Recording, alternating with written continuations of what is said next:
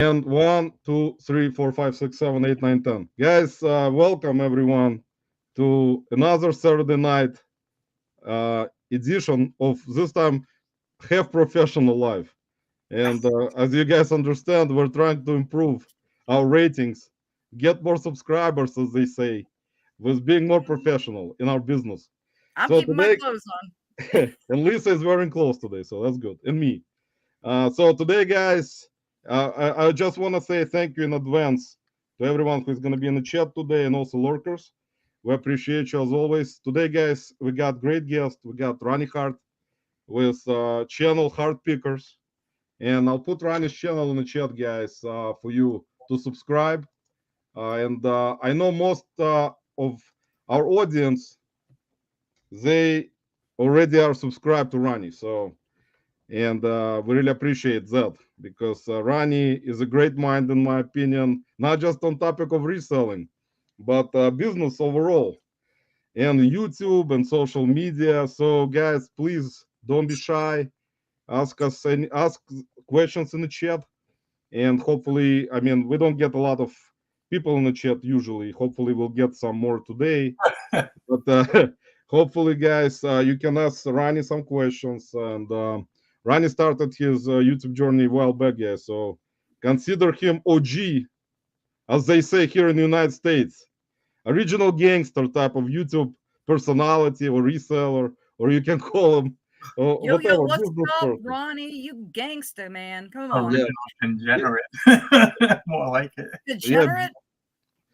business person, any type of something associated with just businesses. And you guys actually mentioned last week on our live, Ronnie recently was on a podcast where actually I listened to it entirely and enjoyed it really much. So Pints and Profits podcast, which I actually uh, dropped the link last week for you. And check it out, guys, also, please. And, and Ronnie has been putting up videos lately, also. Very interesting videos. I've watched them all so far. And like Ronnie, I apologize, man, I didn't comment on all of them, but, I comment sometimes, sometimes I don't, but I always hit the like button. It's And okay.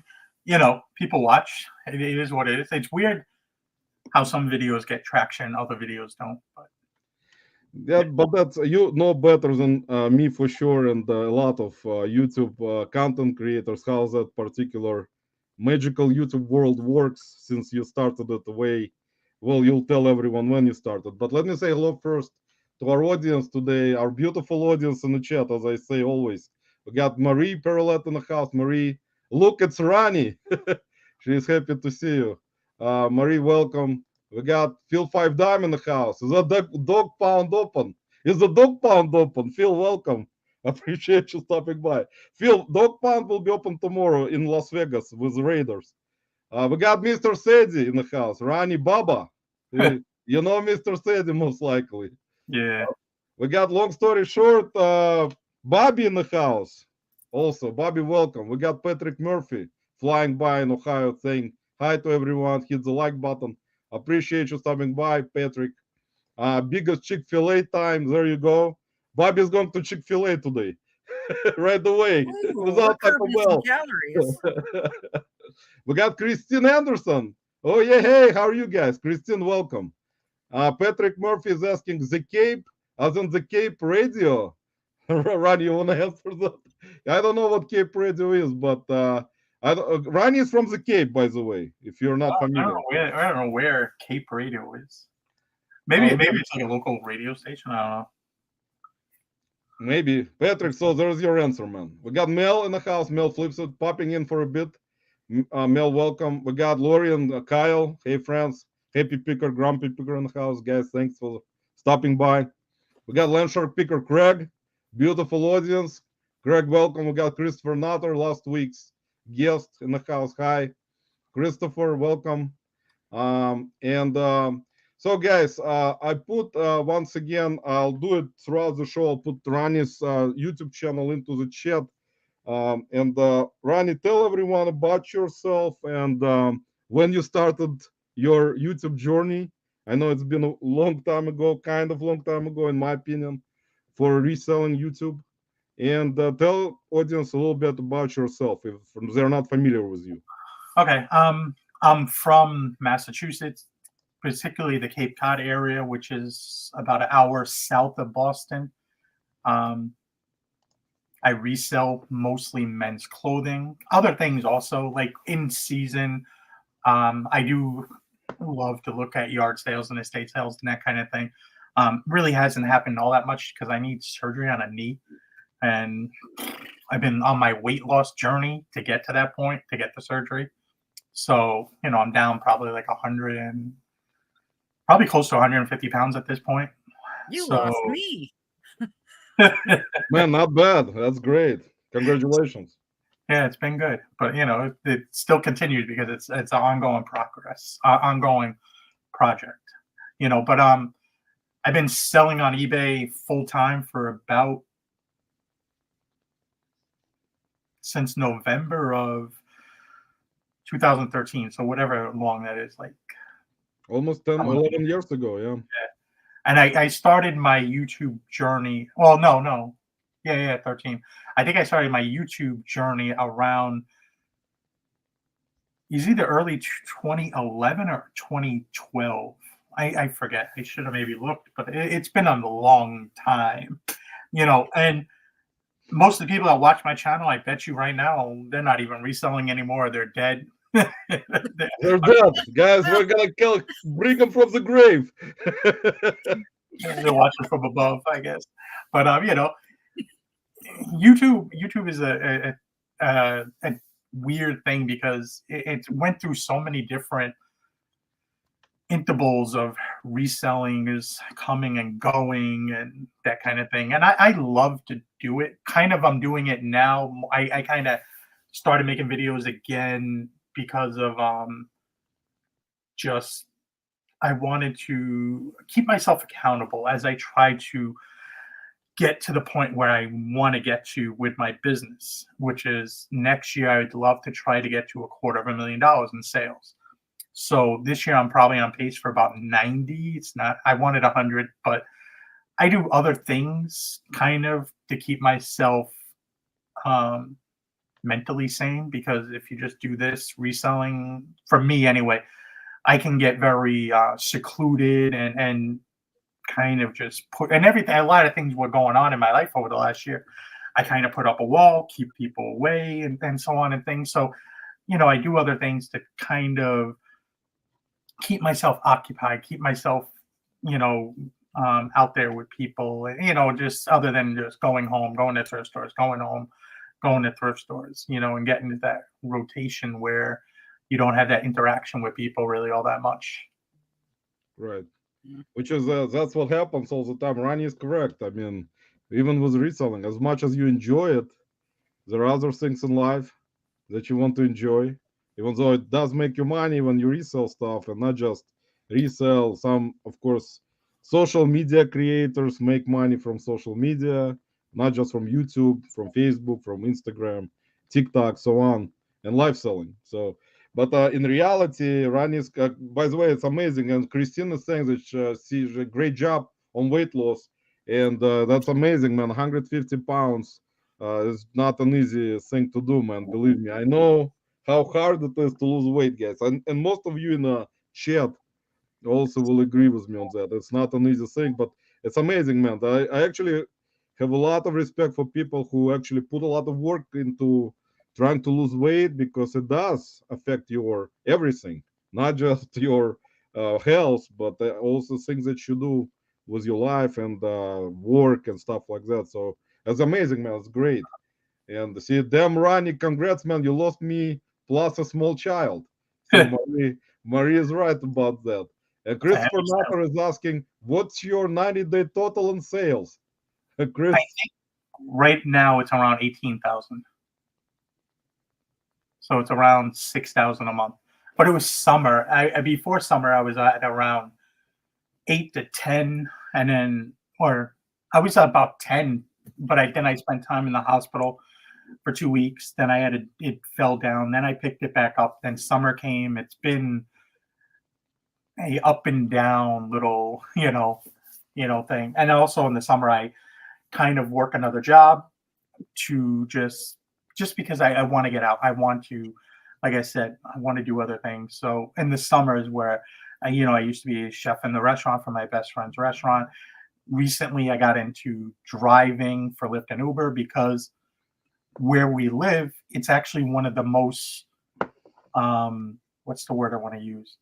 You get the most, it's one of the highest places people pay for rides. I mean, it's Lucrative. not uncommon for me to go out for 10 hours and make $500. I've made $3,000 in some weeks, barely 3,000, but it was 3,000. With your clothes on.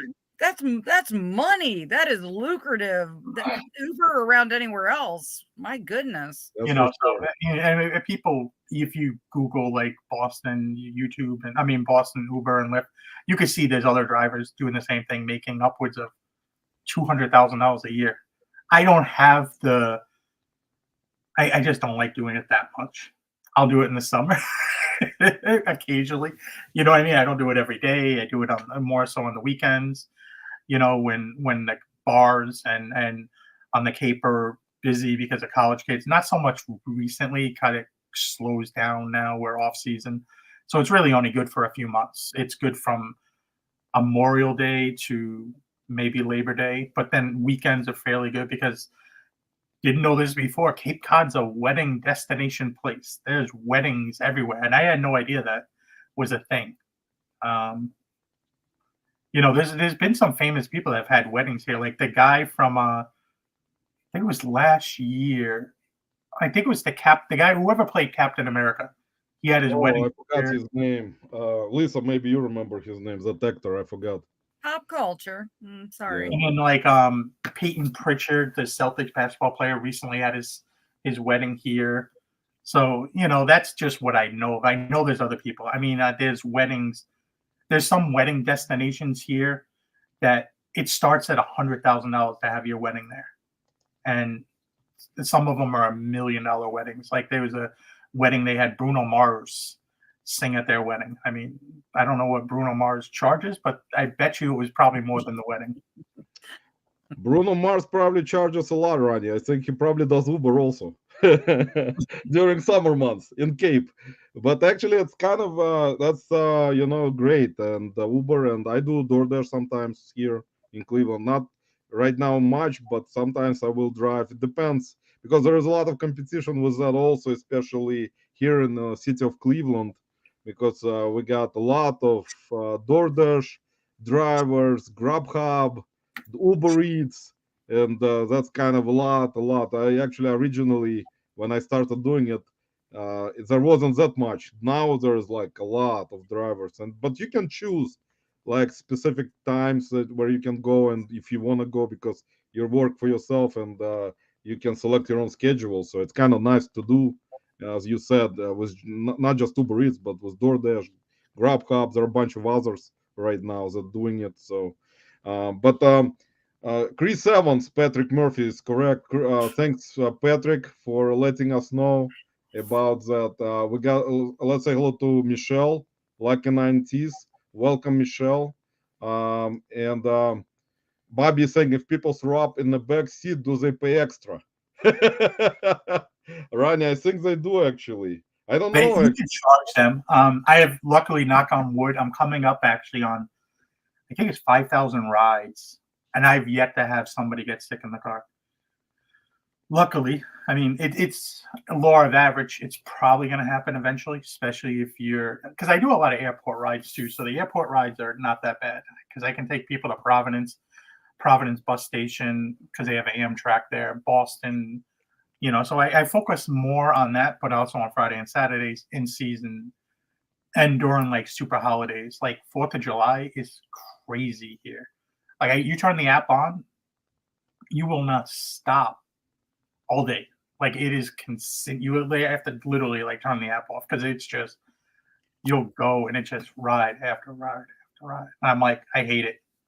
I'm like, I gotta pee sometimes. I get something to drink. Oh man, I know what you're talking about with peeing. I know, man. I know. Sometimes when I do DoorDash, I want to go pee, man. I have to stop by at gas station, run fast and out, and then drive back. I mean, in my head now, I know where there's like all different kind of places to go. Like I know where there's parks where I can go run into the bathroom real quick, or porta potties if it's late at night and get, because weird here probably happen in a lot of other places, because we're kind of a rural area. Everything closes early now. Like gas stations outside of outside of like 10 o'clock, majority of the gas stations close, and restaurants close by like 10 o'clock here for the most part. Bars are only open to 1. So, the whole, and then, sometimes you just gotta, go wherever you gotta go. Right, man. You're absolutely correct, man. And I do that the same thing, Ronnie, when I go to garage sales. When I go to community garage sales, I did it many times already this year. If I want to go pee, man, that's it. I know where the parks, I know all the public bathrooms around the areas where I have to go. So I will just stop by, go right away run into the public bathroom, do my stuff, and come back and go to the next garage sale. So it's kind of already gotten used to this. So, actually, we got 60 plus adventures. Harry Hamstone with his adventures channel in the house. Harry, welcome. Appreciate you stopping by. Mr. Sadie is saying lots of people drink after Browns games. Mr. Sadie, you're absolutely correct on that thing. And believe me, I actually just had 2 beers last weekend when they lost to the Giants. I was holding myself together, even though it's a bar. I was not holding myself. I was cursing a little bit, not out loud like I sometimes during playoffs, but like it was horrible. And we're not gonna go into discussion of that. I get like really frustrated with this, and I already know how Browns are, so that's something I kind of familiar with. So it's something always interesting. But anyway, Ronnie, how when you actually, if you don't mind telling everyone about your background, how you what type of jobs you had before you went into this kind of reselling YouTube magical world. Yeah, I mean, for the most part, I went to school for construction, never did anything with it, really, other than help my dad build his house. Did absolutely nothing with that. Went to like a trade school, moved to the Cape at 19 years old. I actually moved out of my house as a senior in high school. I moved out around Christmas. Like I just couldn't get along with my mom. Moved out in the middle of senior high school. Probably a poor choice, but I've always been very independent, kind of in a way. It was a lot more affordable to do it then too. Now I don't think it's affordable. I don't think I could swing that if I had to. And then where I lived also, at that time we lived in upstate New York, outside of Albany, New York. So it was a lot different thing. I mean, if I lived on the Cape, I probably would have swung, because 25 years ago, homes were kind of cheap here compared to what they are now. But anyway, make a long story short, I got into the restaurant business. I loved cooking, and I was a chef at multiple different restaurants. I worked at 3 different restaurants, because some restaurants are seasonal here, because we are in a tourist place. I worked at 3 different restaurants basically at the same time for like, I think I worked at one for, let me see, 16 years. That was the breakfast place. That was like my full-time job, was that place. And it was a family restaurant. And then there was another place I worked at that my best friend worked at. I worked there for like 15 or 16 years also. That was the one I ran into. I worked until COVID, and then once COVID came, I just didn't feel like doing it anymore, But at other times, I've had other jobs. I also did landscaping for a while. I also did one of the first jobs I had was working for a car dealership here. So this is like 2000, mid 2000s. Don't remember, 2003, 2004, 2005, somewhere in that time frame, when eBay Motors became big. And I used to sell on eBay, not like crazy, but people knew I sold on eBay. People come into the restaurant. The guy that ran that dealership told me it was getting too expensive to bring the cars to Boston to sell for auction, multiple cars. And it was just getting too expensive for them. So we actually put their cars on eBay, and that was my job, to take pictures and describe the vehicles and list the cars on eBay. And we used to do no reserve auctions. And what a disaster that was in a way, because we had like 100 and something point inspection of the vehicles. We thought that was the best thing. We would say to people like, hey, transmission is slipping, not, should be transported, or car overheats, needs a head gasket, and among other things, needs tires. People would fly in from maybe Cleveland. Oh, I'm going to drive the car home. We're like, no, it's not gonna. You can't. And for a little while, I was picking the people up at the airport, because we picked people up. That was something I did for a while. Probably not worth my time, but I did it. I was somebody that always worked. Like I would, if there was if I had to work 18 hours in a day, I would work 18 hours in a day and sleep 6. Like that was what I did. Unfortunately, I don't have enough to show for it. Like, is always spent very poorly, I would say, on vacations and vehicles, and I should have a lot of real estate by now, but I don't. So, Ronnie, you're not alone, man. Believe me, I'm kind of in the same boat, man. So it's kind of a similar type of situation for me, also with certain things that you just said. So it's kind of, there are people like that, also bunch of people like that, and you can reflect on certain things in life, how would have been differently, but it is what it is already.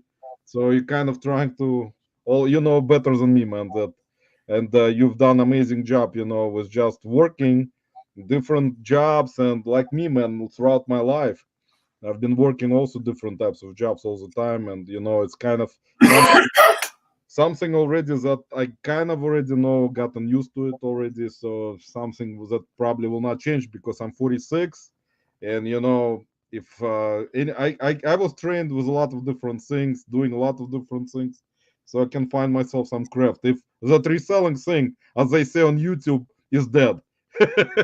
uh, but Bobby is asking, how far are you from Martha's Vineyard? Is there a bridge, or is there a ferry to get there? Martha's Vineyard is an island, Cape Cod, and it's most of the time they say Cape Cod and the islands. The islands are Nantucket and Martha's Vineyard. They're both reachable by airplane.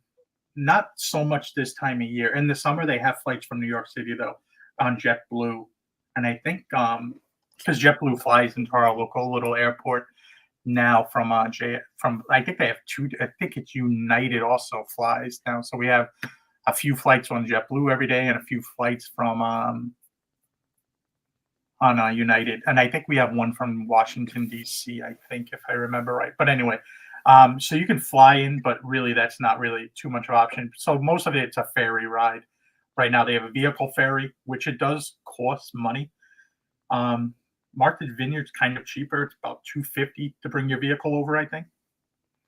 As Nantucket's a little bit more expensive. A lot of interesting areas over there, because I wasn't there before. I can tell you guys. I know Cape Cod is a very interesting place. It's kind of considered to be vacation destination, as Martha's Vineyard, as Nantucket, because it's actually Ronnie. If you guys watch his videos, some of the videos Ronnie starts while he is in the car recording. I think that's a coast of the Cape Cod, right? You're standing somewhere in the park, and it's actually beautiful down there, guys. If you some of you probably were there before, and I haven't, and you're familiar with it, and that's actually great food. I know that area for sure has amazing seafood. That's probably Roman and food. Yes, That's no, how a good place. me and seafood. Yeah, that's one of the. I probably just would jump into seafood. I'll stay there, but I know Cape Cod does have it, so they have professional, very good seafood restaurants over there. So I had a thing not too long ago. Was I mean, I know it's probably not the greatest thing in the world, but it was like to HGTV, and Cape Cod was ranked the #1 summer place to go. And then like Martha's Vineyard was 2, I think Nantucket was 4, and the Hamptons was 4. But it was kind of funny that we had 3 different places in the top 4, supposedly. It was like, hey, that's where we are. Man, it's not cheap there. I know that, Ronnie, for sure. It's not cheap there. It's not Cleveland, guys. If you guys wanna compare Cleveland and Cape Cod, don't try, guys. It's much more expensive in Cape Cod and also Boston area, Massachusetts. And I don't have that accent, guys. Unfortunately, I'm not a New Yorker. I'm not from Boston, but What? I have my famous Russian accent from Uzbekistan. So there you have it, guys. Mr. Seti is asking, do you still have some old science? I do. Most of them are in storage just because of when we redecorated the house a while ago, and that's it, kind of, in a way. I redecorated the house. I got rid of some signs because most of them moved their ways to the office. At the time I had an office, and I put all the signs in the office. But I struggled with the office because that ran into my issue with my wife, where she just stopped wanting to work with the business all of a sudden. She didn't want to actually help with bills. And when you have a condo, a vacation place in the Dominican Republic you're paying for, office, utilities, 3 different power bills, 3 different cable bills, 2 different cars, insurances, health insurance. Like I unfortunately, some of my nicer signs I had to let go because I couldn't look at the wall and see a sign I paid $2,500 for, and all of a sudden that sign's worth $12,000. I'm like, so I sold a lot of the better signs. I do have some signs, but it's kind of, for your average Joe kind of person, I'm kind of priced out of that hobby. It's just, to have 2 I could have a really nice sign or 2, and it's a car on your wall. Like, it makes no sense. If I had a different place, maybe if I ever bought my own house and that was it, like that's my place. But I live in a 2-bedroom condo. It's not really a huge space. As you see, I'm in my office sits in the dining room area, and that's the living room area. Man, I have the same thing, Ronnie. So we're kind of similar in that for sure. I have the same situation, but it is what it is. You gotta work out of where you can work out of, and that's I've been doing it already for a while also. So it kind of it's not, as you guys understand, not the ideal situation, but you gotta do what you gotta do, guys. It's not people will recommend stuff, talk about it, and and it's not anyone's business, of course. You're trying to kind of work out of situations. All types of people have different situations, guys, so no one is similar. So that's why it's you have to do the best out of the situations that you can. So we got flipping sports guy Paul in the house making a rare appearance. Paul, thanks for stopping by, man. We thought you became very large on YouTube and decided, since you have million subscribers, to just completely retire at this point. But you're back, and Paul is asking, out of all the lives Ronnie has been part of, which one was crazier, this one or Tommy Bernard podcast? To tell you the truth, your podcast and even Tommy Bahamas podcast were very tame. Like, the most craziest ones were the Toadcasts, and this was back in like 2013, 14. There was this guy, Cool Toads, and we had only like 10 or 12 people watching for a while. Then we kind of made it me and Chad Golden Finger Picker were on that show a lot, and we would go crazy with off the wall things, cursing, swearing, like going for 8, 12 hours live. Like, I can't do that shit anymore, but we wouldn't even talk about reselling a lot of the time, just random things. But those were because nobody watched, I think, so we could get away with everything. When you have an audience and you have a bigger YouTube channel, because at the time I didn't have a huge YouTube channel. I don't have a huge YouTube channel technically.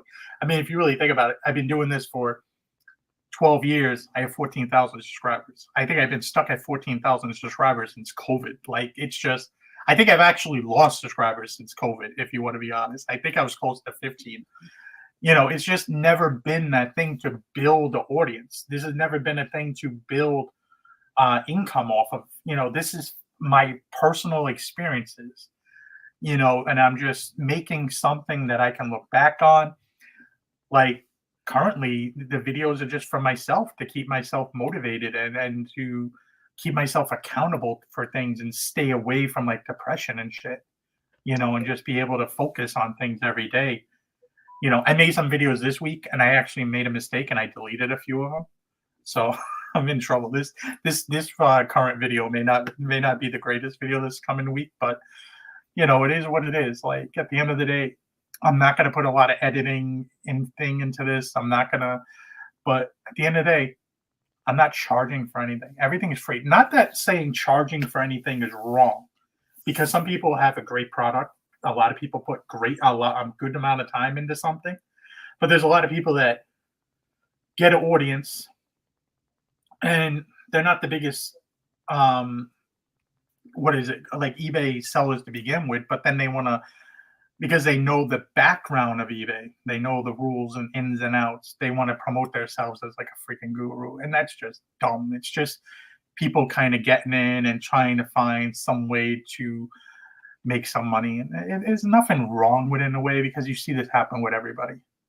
You're right. When I wanted to open up my own car dealership for a long time, and I had the opportunities, and I kind of just like dropped the ball because I was scared of making that commitment to something and spending that capital, and what happened to fail. And there was nobody really this is like 2008, 2009, 2010. That's why my channel was originally Hart's Motor Company, because that was what was going to be my business. I had the logos and everything made, and then kind of I met my wife, moved to the Dominican Republic, and your priorities kind of changed a little bit because you don't want to take that risk now once you're married. So reselling became a very easy thing to kind of subsidize working. There was times where I'm working 3 jobs and also trying to make YouTube videos, also trying to do reselling. And originally I did reselling all by myself. My wife did not help. She wanted to help, but she didn't know how to help. And then slowly I got her into taking pictures. She would love to do the listings, but she doesn't have the knowledge of like what everything is called. She doesn't really know the difference between a polo shirt and a button down or a button up. And she gets confused with that kind of stuff. Or, I could teach her all day long, but I don't think she could ever probably list a suit properly, and that's one thing. I mean, making listings is one thing. Photographs is the one thing I hated. So that's that job I expedited. And then the whole storage thing of organizing stuff and putting stuff away once you get it listed, that was her job. Sometimes it's really good when you have another person. But like I said, when I was spending all this money with an office, and all of a sudden somebody decides they really don't want to be dealing with it anymore, and they're fighting back at you about every single little damn thing. It's like, she's a good person, but she's had I would say a difficult time since her mom passed away. Her mom passed away just before the Reseller rally in 2017. So it's been a while. I mean, she flew into the airport. I think I picked her up at the airport, and we went to that rally in Chicago. So, I probably should have just told her to stay in DR with your family. And I mean, it was like a month's time has passed. I mean, she was there for a while after. Yeah, that's tough, man. That's actually, yeah, when losing parents, man, I lost my dad, and still, like, right now, up to this day, it's like you cannot, there is gonna be never an escape from this, because parents I always said it before, parents love their kids always. Don't matter what it depends, of course, there are gonna be disagreements, but a lot of, I would say, in my opinion, 90% at least of parents who raise their kids properly. Of course, there are divorces happen, separations during the whatever lifetime, couple of marriages. But I mean, the parents will always love their kids because it's their kids. Hopefully, it depends. But there are variations, as Ronnie will agree, and I will. I know also myself, Ronnie. If you want, we're gonna discuss it, of course, later on. Marie is saying you were still cooking when started following you, Ronnie. Oh yeah, years before COVID, I think, about 2015. So Marie was following you already at the time, even before that, I think. So that's good. Because Maria, I know, was around already for a long time following. We got Woody in the house, reselling with Woody. Who that? Woody and Barb, welcome, guys. Appreciate you guys stopping by. Uh, and we got Jennifer Hayes in the house. Jennifer, welcome. Appreciate you stopping by. Let's see who else is here. Nicola Presto in the house. Howdy, folks. Nicole, welcome. We got little Debbie in the house. Debbie, I just actually was in a Harry Hamstone chat, so I said hello. And let's see. I'm pretty sure, guys, as I said before many times, I apologize for catching up to comments like in Cleveland, like Cleveland Browns, but it is what it is, guys.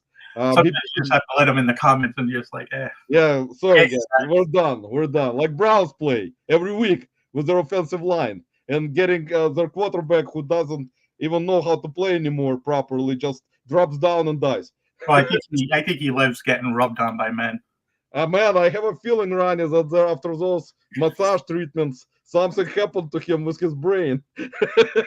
Unfortunately, and you know, guys, it's not about sports, of course. I kind of always switch around, as you know. And Ronnie actually is a great guy to actually talk about sports because Ronnie is into sports, into Boston teams who always beat Cleveland, Celtics constantly beating Cavaliers. Every year something happens. Like I'm always frustrated.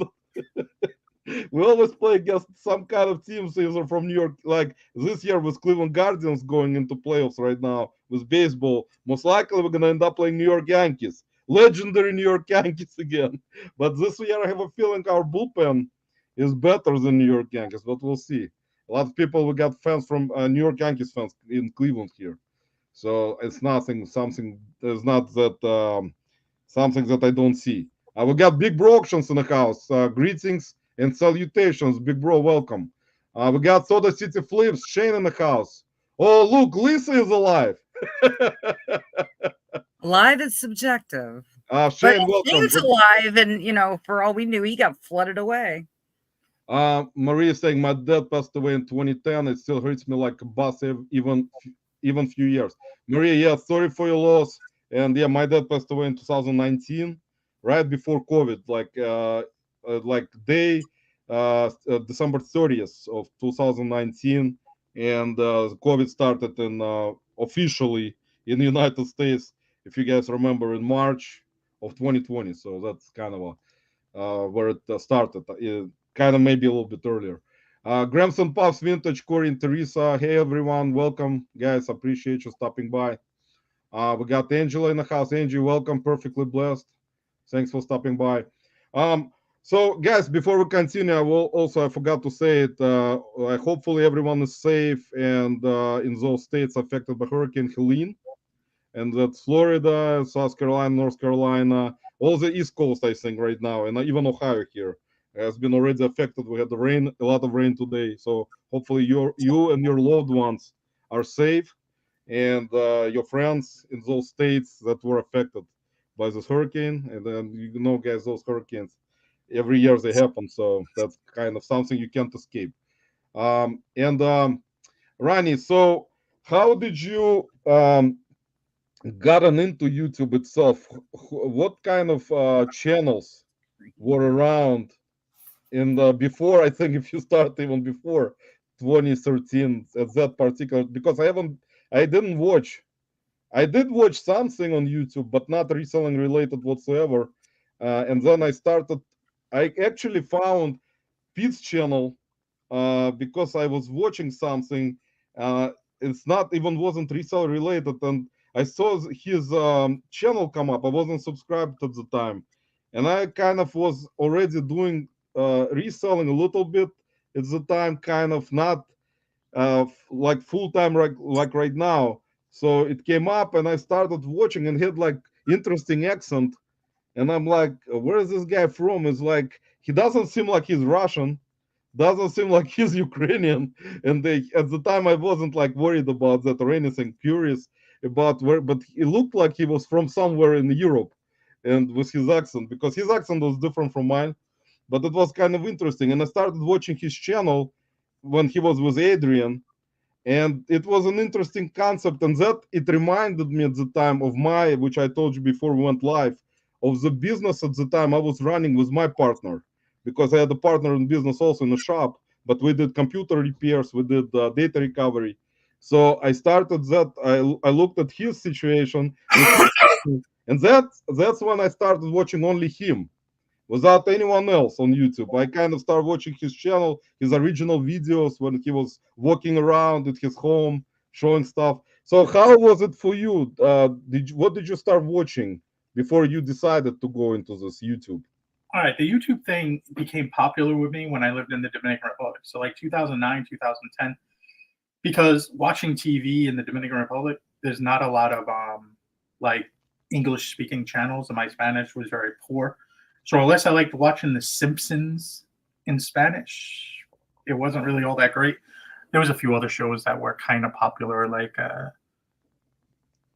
oh shit, I don't even know what the name of the show was. Shit, The Big Bang Theory, I think, was popular, like just starting back then. But it's in Spanish, so it didn't really do anything for me. So I started watching YouTube a lot, and I would watch a lot of like random travel stuff, and But at that time, YouTube was not really big. It was like 2009, 2010. I wanted to kind of get into it, but I didn't have the money for cameras and stuff like that at the time to make my own YouTube channel then. So a few years later, when I started getting into reselling, I wanted to kind of like document my start into this and getting started.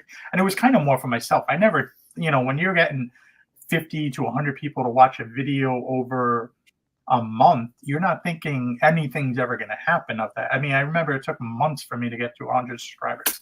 It took me a while to get to 1,000, and then there was a time where it kind of blew up a little bit. Then it just dropped down because I didn't really fully understand how to be consistent enough with videos, even though I did a lot of I was the first person to do a lot of certain videos and stuff like that. And then other people follow because all of a sudden it's something new. Like everybody can, oh, wow, we can do that. Like, and it becomes a thing. And, I've been part of some great live shows and stuff like that. But the person I want to say I started, because the shows were big at the time, was those storage auction shows. And there was a guy, he looks like Hootie and the Blowfish. I think his name was like Cameron or something. And he did storage auction videos or talked about the business. And that's kind of who I was watching a little bit. There was really nobody into reselling. I mean, there was like maybe a guy I came across, he has made videos and forever, and he never really had a big channel, was Jordan B, especially, was one. And I think there was another guy, Redneck Picker or something like that. I think he went on to be on a TV show. I almost had a chance to be on one of the storage auction shows at the time. I've had multiple chances to be on TV shows, reselling related, because of YouTube channel. Like, I still get contacted, and Chad probably has, me and Golden Finger Pickle, we've talked about this in the past. We've gotten contacted probably at least twice a year. It's kind of odd. And I get told the same thing. Usually it's because of personalities. You have a personality that people think you would want to see on TV and this and that. Usually it never goes anywhere, or I'm not interested in the like, there was a show recently where I was asked to be on a show, and it had to be about selling real estate. I don't sell real estate. It was like they wanted to do something. I think there's a show like Selling LA or Selling New York. I don't know the term because I don't watch these shows. The person, I deal with one guy, he comes back every once in a while because when he was in college, he resold and watched my channel. I think it's his thing to try to get me on a TV show. So something comes up, he thinks because I helped him out to college, get through it, and help pay for college, and now he produces TV shows. And he's like, hey, if you ever want to be on this show, maybe I can help you. If you want to be, hey, if the opportunity ever comes around, you want to be like on 90 Day Fiance, I might be able to help you. And I'm like, there's no 90 way day, yeah. in hell I would be doing a show like that. Like, there's no way. We're not doing anything like that. You want to do something reseller related, or but the problem is and is most of the time when you're trying to pitch something, they look at your subscriber count on social media. They look at your Instagram. I just don't have a big enough following for a lot of these people to want to invest in doing something. It's just not, for them. It's not like I have 100,000 subscribers to where you could carry over something to a TV show. And I'm okay with that. Like, it doesn't bother me really, to tell you the truth, because I'm not really doing this to try to get something. I think it's funny. I think it's cute. But if the right opportunity came around, I wouldn't say no to it. But we're not talking about a lot of money on these things too. I mean, I remember pay was talked about. It was like $1,000 an episode or something at one time. Like, it doesn't even make sense almost in a way, because I don't know how much time goes into an episode for TV, but I'm assuming you're losing money on the hopes of maybe it paying off in the back end or something like that. But it's like in the front end, you basically doing it just because you want to be on TV. Yeah, that's true, man. That's the thing. If opportunities always running may come along, and you are absolutely right, man. I am also with the mentality that it's interesting, it's interesting to interact with the community. It is interesting. We got great people in the community, that are doing their hardest work all the time. They're trying their best, not just with their YouTube channels, their other businesses. And each person, not just in reselling world, will try to accomplish something to better themselves, and not just for themselves, but also for their family, if possible, if it interests them. Has to be specific personality for that. And unfortunately, I don't know, in my, unfortunately, I would say fortunately and unfortunately, I went through some businesses where there was trust in the beginning, and I talked about it in previous lives. I had couple partners in businesses where I used to do more work than all my partners that I work with in businesses, and it led to a lot of you start out as friends. You kind of friendly. You invite people to your house. You kind of drink with them, hang out with them, and then when it comes to the money, that's it. Always drops. There's someone that drops the ball there, and that trust is already lost. So I had a lot of experience with that. And after that, I said, screw that shit. I'm not gonna try to go into any type of partnership unless there's gonna be some kind of person that will be truthful and not lying and not bullshitting and trying to kind of be doing schemy sketchy things by themselves behind your back. I hate people when they do stuff behind your back, because they just are cowards, in my opinion. They just do stuff without letting you know. And I was always straightforward. I would come in, I would tell a person all my thoughts about business, what I kind of see, and that's when there is agreement or disagreement. And I don't want to go into like large partnership because of that, or even two people sometimes, because I had really really bad experiences with that, and friends became not friends anymore, because all they cared is to use someone for their own advantage, and then just bounce, like. And I hate people like that. I don't know if you had experiences with that in your life. And I actually listened when I listened to the podcast when you were with on the Pints and Profits about, maybe you want to talk about it, about being a cook at the restaurant that you said you knew the ownership, and you were talking about it a little bit. If you want to share it here on this live, it's fine. If not, that's fine also.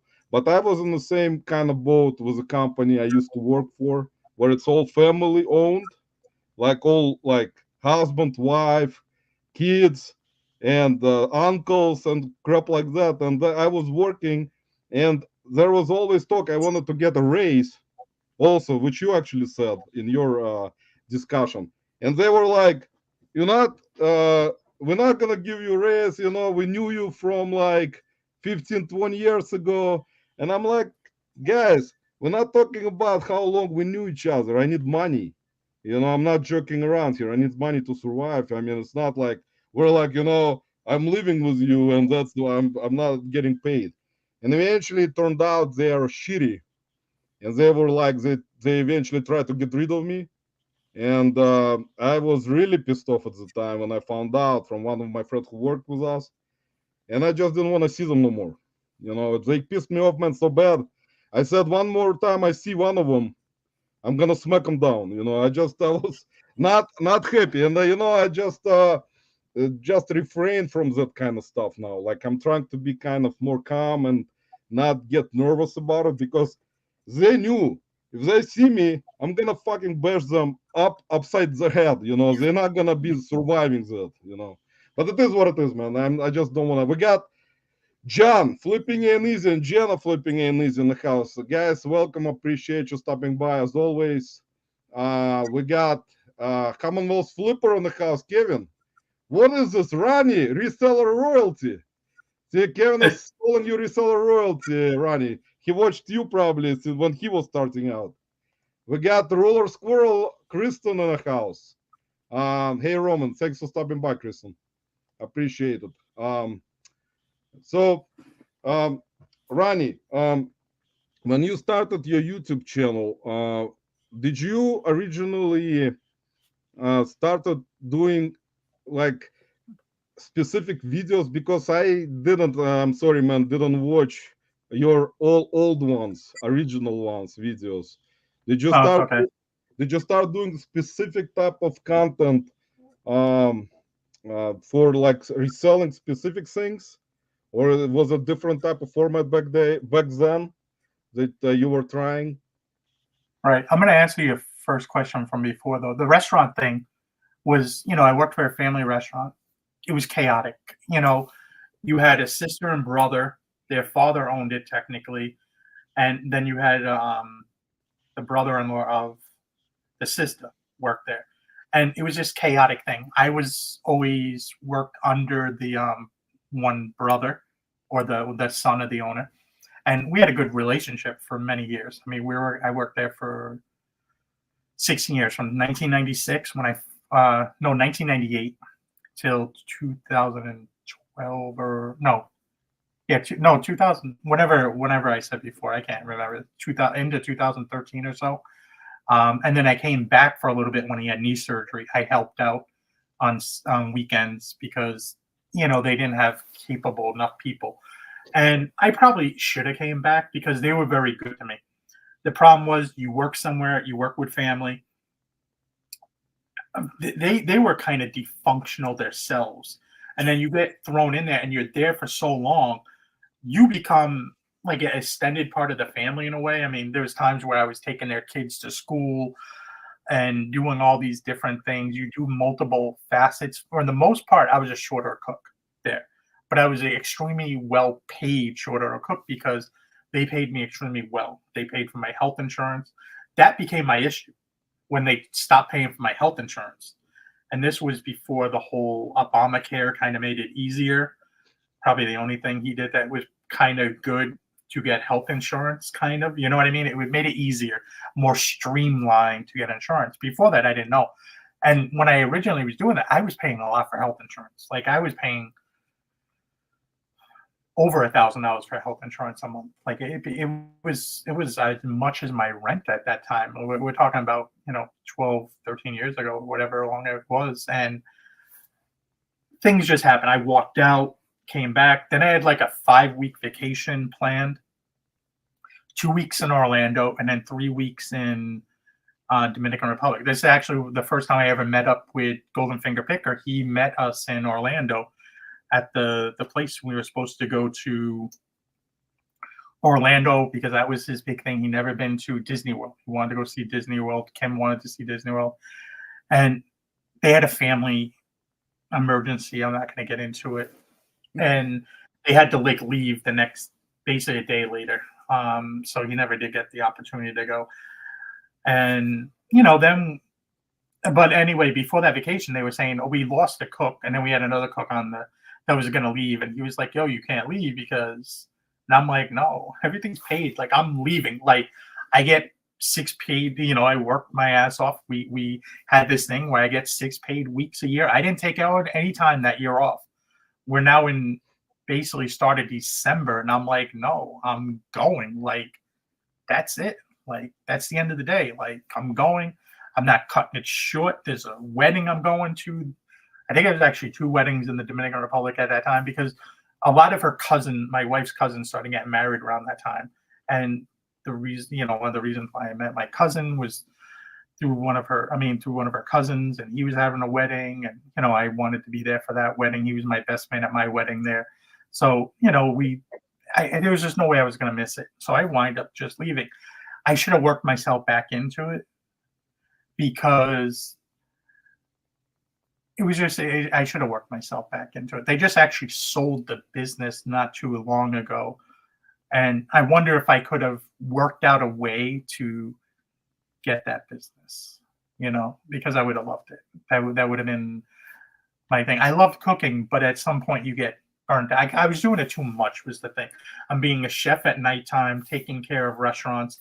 Then the day I'm doing one thing, I'm helping a catering company at times. Like I was fried and didn't even know it. Like you just going through the motions.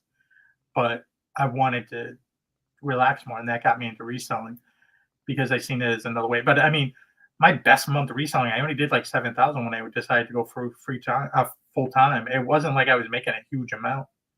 I'm making a little bit more consistently now. But like I've said before, I should be doing a lot more. And that's why I started the YouTube channel.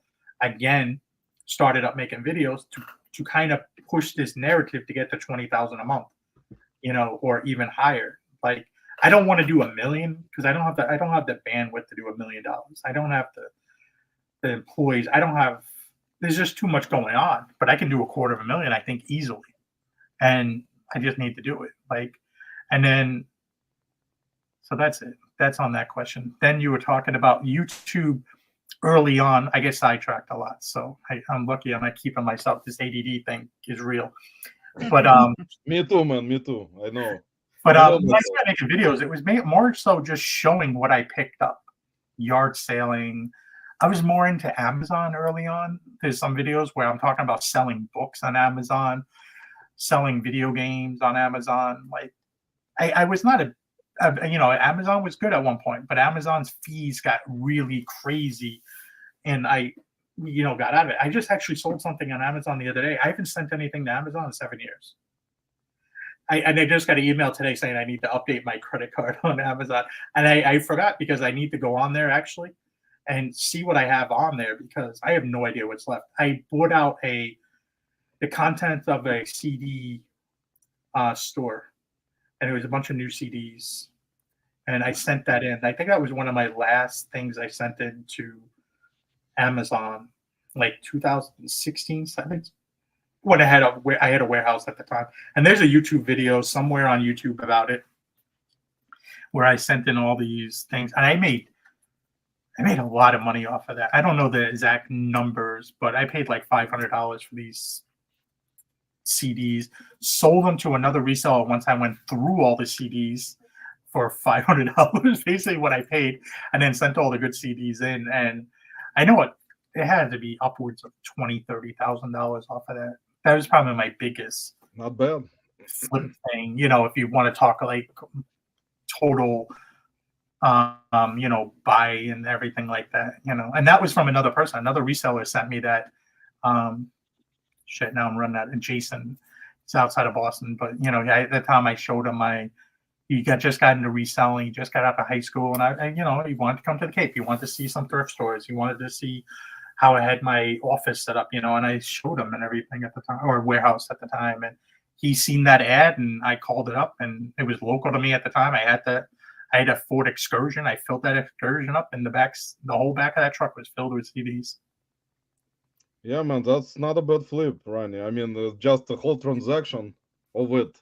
It's actually not bad. And speaking so a lot of my videos are more so about just about the journey through, showing off, like, I have multiple videos of showing how we had stuff stored in the house, or stuff stored in a storage unit, stuff stored in our warehouse, stuff stored in our office. Like, we've had every kind of, other than a shed, I've had every kind of,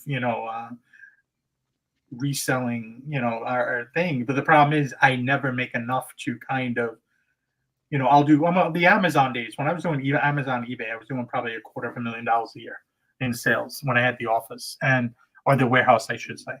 But that kind of broke apart because I didn't buy the warehouse. The guy sold it. We should have bought it. Should have bought the unit next to it. Tore down the walls, made it one big unit. It would have been about 2,000 square feet. I didn't have a bathroom. I should have put a bathroom in there, but at the time I didn't see the value in it. Always after the fact, you see the value, and you're like, oh shit.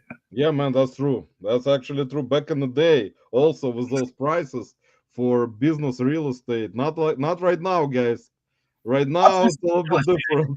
Right now it's different. Commercial real estate's kind of similar, but the housing real estate is totally through the freaking roof here. Right. We got Rise and Grind Picker in the house saying, hey, yo. Hi, Ronnie. You probably recognize Rise and Grind Picker. Welcome.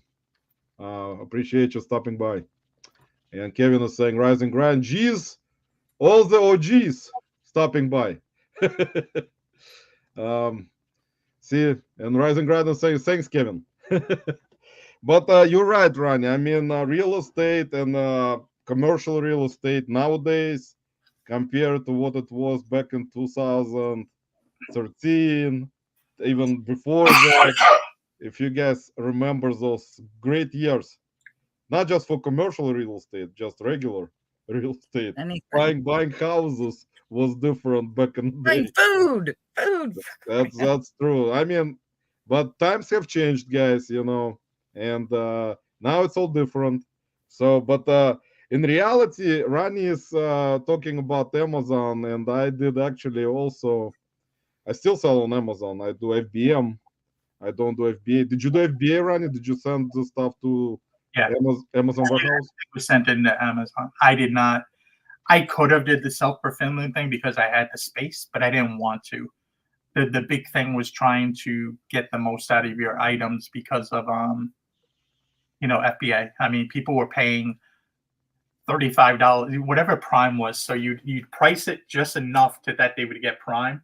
At the time, I think it was $35, and people were buying certain CDs at $35. Like, I remember, this is funny. There was multiple, like 10, 20 of Marky Mark and the Funky Bunch, and it's Mark Wahlberg. It's his rap CD. And people were buying it because it's like, it's new, it's sealed. I think they bought it as like a collector kind of thing, or people that like them. I don't think they're buying it like a display thing. I don't think people were buying it per se to break it open and listen to it, because I'm assuming you could find that his music, he had one song, I think, that was somewhat popular. It wasn't my thing, but I remember it being popular. And then there was other things, like there was there had to be 50 CDs of this guy. Now I'm having a problem remembering his name, because he had a name that was somebody else, and I can't think of who it is. God, yeah, back in the day, if you remember, even nowadays, some of the now music CDs, guys, as you understand, media all by itself, not just music CDs, vinyl records, DVDs, Blu-rays, unless it's something very rare or unusual type of things that you don't find much anywhere, that will still sell for really good money and has a good sell-through rate, which is very important. But stuff that is like about 90% of it, you can source it anywhere. Like anywhere you go, you're gonna find a lot of media, vinyl records, which are popular kind of, but now backed off a little bit. It depends, of course, on the titles. Same as media with DVDs, Blu-rays. But back in the day, Ronnie's right. You could have listed even like mainstream music CDs, because at those years, MP3 stuff, downloads, and all that stuff that's happening right now with new generational stuff was not available that much yet. So people then used to buy and pay up for CDs, Blu-rays, DVDs, but it's kind of already going away unless you're gonna buy a bunch of it and put it on whatnot and do live selling for No. a dollar per box. Corey is saying Roman's milkshake brings all the boys to the yard. That's just so Corey, wrong. that's very, very kind of unusual situation. Maybe, I don't know. We're not gonna discuss that. Kevin saying most folks who watch now don't know all the guys that paved the way. Yeah, that is true actually. And Ryan, if you remember, I did. It was kind of an interesting concept of a life where I was choosing channels, content creators, and resellers. At the time, I decided to kind of do a mix up of things, and it wasn't, of course, the perfect way of doing it, guys. I may not do it again, but if I will do it, we'll do it a little bit different. But in my opinion, from the selections that I made, which Kevin also kind of brings up a little bit, I was choosing at my top of the list were content creators slash resellers who started earlier than most content creators now. And Ronnie was number one on my list. So if Ronnie remembers it, even Pete Craigslist Hunter was number two, guys, with all his, social. Finally, get something. Sorry, Pete. Unfortunately, I'm not a European. I made the list. That's what we're talking about. One of the Europeans made the list, except me. But I mean, well, Pete, of course. Ronnie, I can tell you one thing, man. In my mentality, man, and most, of course, content creators and YouTube personalities, doesn't matter who it is. The way I look at it, man, it's not that of an important situation of what type, what number, where, how I was choosing that particular list. And of course, I mean, I at the time, believe me, guys, I didn't want to, put anyone down by putting them down the list somewhere up or down, or just, so you don't feel bad about some, people may have gotten upset possibly. But, there is a lot of drama that is happening all the time, not just in the reselling community, but all over.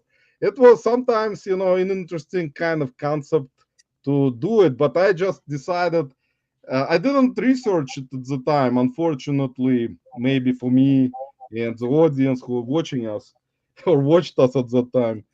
To make this kind of list was interesting. And of course, Ronnie, not just Ronnie, guys, Pete, Craigslist Hunter, you can call in. Like Andy Someta always brings up Global Voodoo, Mike, who most of you probably are not familiar with either. Also, Redneck Picker, which Ronnie brought up, and Golden Finger Picker Chad, and Pinching Pesos. And you can go down the list. There is Steph and I forgot. Oh, Steph, Steve. and Steve and Steph. Steve and Steph Resale Killer. Reseller killers. I started out with them. But it was an interesting concept, and for me personally, when I met Ronnie first time at the reseller rally, which was a second reseller rally, and I always say appreciation to John Cincinnati Picker for getting back to me and inviting me to that event back in 2021, and that's where I met a lot of YouTube content creators. And for me personally, guys, it was an interesting kind of it was actually, I would say, exciting and interesting to kind of, from my point of view, to see those personalities when you don't watch them on TV. But celebrities or not, so for me personally, guys, I always look at the person without any like YouTube subscribers, social media. I look at the person how he is or she as a person. That's the most important part. What's inside of them? What kind of person this is? Is it a genuine person, or is it some kind of bullshitter, or is it some kind of ingenuine person that just tries to luring audience and say some crazy, unusual stuff. And that's for me, personally, it matters, guys. I don't look at people, even Hollywood celebrities. Hollywood celebrities don't hang out much with people that don't have a lot of money. They usually will hang out with people who have money. And I actually know that not just celebrities from Hollywood, it's a separation. When people have certain amount of money, they tend to lean towards hanging out with people also who have a lot of money. They will not hang out with people who don't have a lot of money unless it's their relatives, or either or. So we're gonna leave it alone. I mean, but it's Jason Bears in the house. Hey, Roman, Bubbles, and Ronnie. Jason, thanks for stopping by, brother. Appreciate it. And Kevin, Nicole is saying, actually, Marie, I remember them, Kevin. See, there you go. Marie actually goes way back watching YouTube content and watching Ronnie and Pete and Golden Figure Chad and Pinching Pesos. And by the way, guys, at 2017, right, Ronnie, was the first reseller rally in Chicago, right? Yeah, 2017. Then it was 2021 in Cincinnati. Right. Then you did the last one 20 last year. So again in Cincinnati. I didn't make it because I just had too much going on. My dad had just found out he had cancer, and I was dealing with that, and then also I was dealing with issues with my wife. I didn't want no part of that, and also I was dealing with like anxiety and depression, I guess, and I didn't want to bring that to that thing. Like, if somebody wants to come see you and you're not in a good place, I felt like maybe it was the wrong thing to have somebody see you for the first time, or so I just exited out of that. It's like, see you guys. Lovely idea, but you guys roll on without me. I got no, man. I mean, hopefully there will be another one, and if you're gonna be able to attend, those will be great. And of course, I knew you guys in the chat. It's always, great events that resellers, content creators put out if it's possible.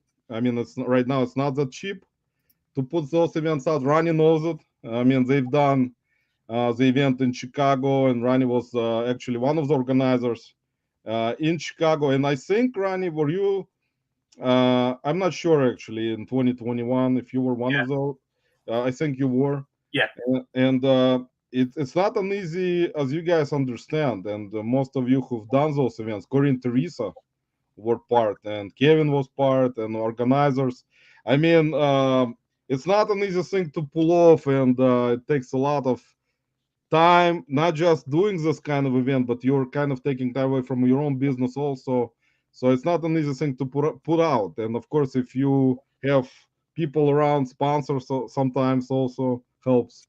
And it's great, And it was nice meeting Ronnie at the first event, And we had conversation even then about YouTube a little bit, about stuff like that.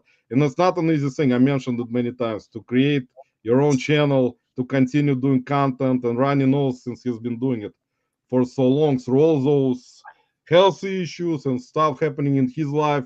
And now currently me, I can relate because of my health issues now and stuff happening in my life. So I mean, a lot of people have their stuff happening in their lives. And I mean, if you Ronnie, were you at certain amount of time when you were starting out, and you were starting out like you said back in around 2013?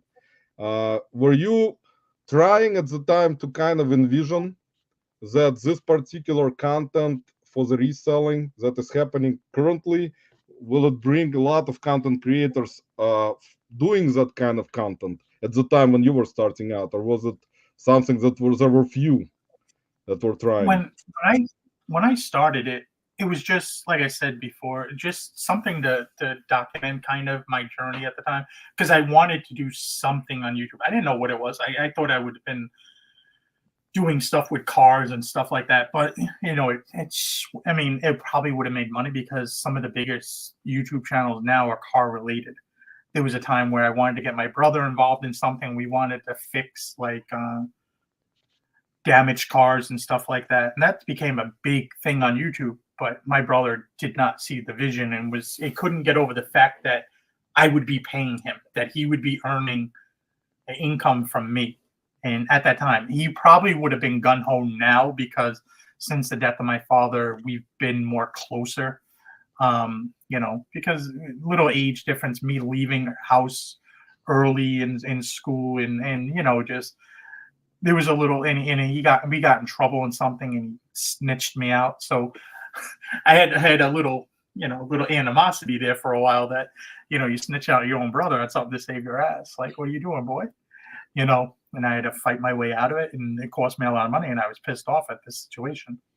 But it's whatever. You move on. People do whatever's best for them at the time. Later on, you see it was in his best idea. I'm not going to get into details about that situation, because it was all dissolved and taken care of anyway. Pay yourself a good lawyer, get stuff taken care of. Don't have to worry about things.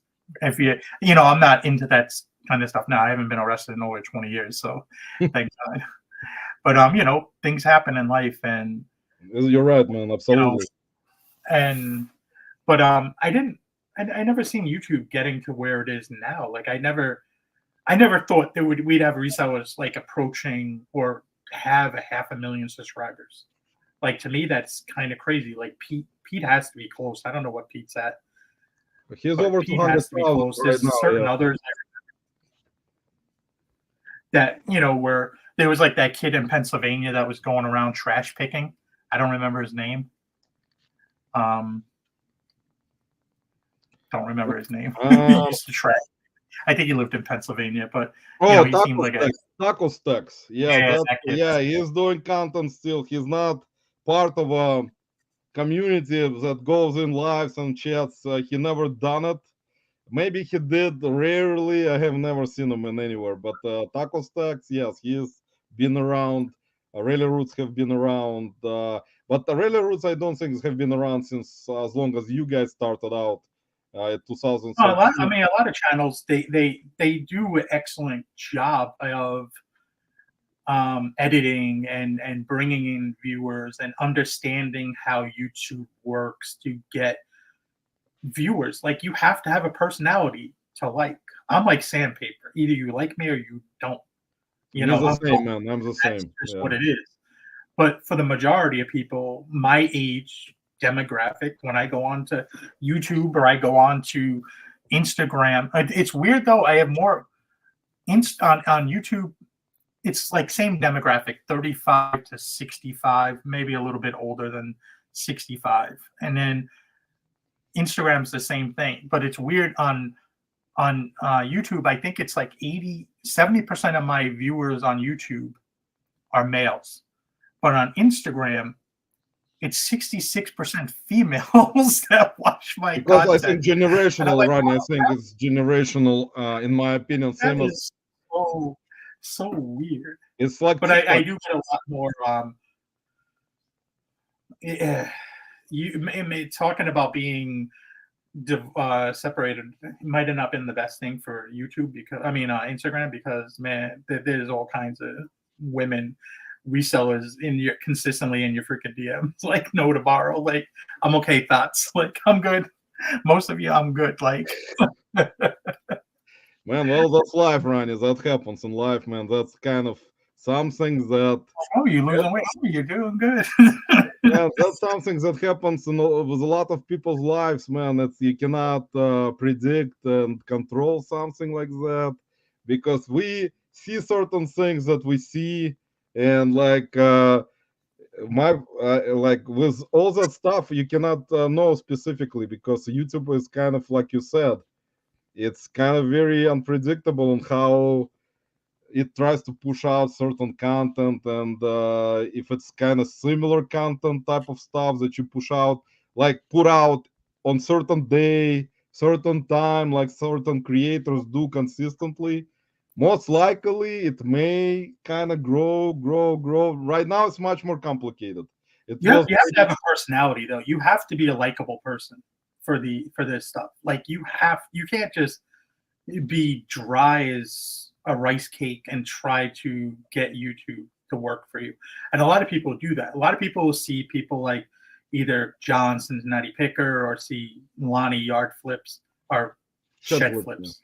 and think like, oh, I can make a channel and make this work, and then they get frustrated after making 10 videos and it doesn't work. I've gotten to that point before. Like I started a podcast back in like, oh God, 2015, 2016 with my wife.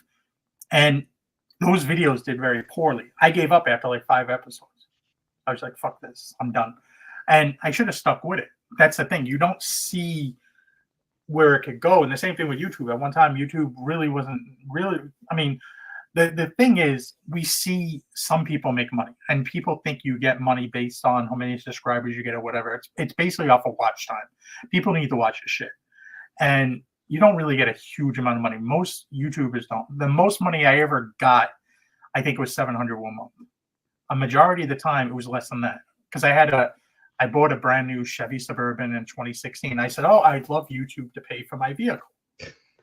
I could never get that. I had a $695 payment, and it paid once for that vehicle. There you go. And that's not even. That's a harsh reality for you guys of YouTube. And let me say hello to Alex, Beer King Picker in the house. Here's Alex. We got Anthony Dragon Master Finds, who is actually putting out content. Anthony has very interesting content, guys. Check out his channel. He's been consistently putting some stuff out from flea markets, thrift stores, does deep dip. So Bobby is asking, Ronnie, have you checked out Auction Ninja? Actually, I know about the Auction Ninja yet. I haven't. I know Krillin's talked about it to me in the past, and so has Matt, someone else that we both know, and I've had no interest in. I don't know. I'm somebody that gets involved in a platform, and I just want to stick with that platform. I don't care to cross list over everything. At some point, I may start with Posh again, but I really haven't, because I didn't like the layout of the system. But that was back in 2017 when men just started the men's category on Poshmark at the time, and I didn't really get into it all that much. I did some, but I didn't like it. To me, it was too. Yeah, I don't know, too much junk going on. Yeah, my phone was consistent. The spam that you get, I heard the spam disappears after you go for a while, but I knew it was spam right off the bat. Like, if somebody's telling you to call them because they want to buy a freaking item, like, you have to know in your head that that's a freaking scam. Like, people will try anything and everything these days. Like, recently, somebody tried to be my bank, calling me, telling me I have a balance that needs to be taken care of. Oh man, that is a known scam right now. Yeah, guys, be careful with that. They are also Time Warner.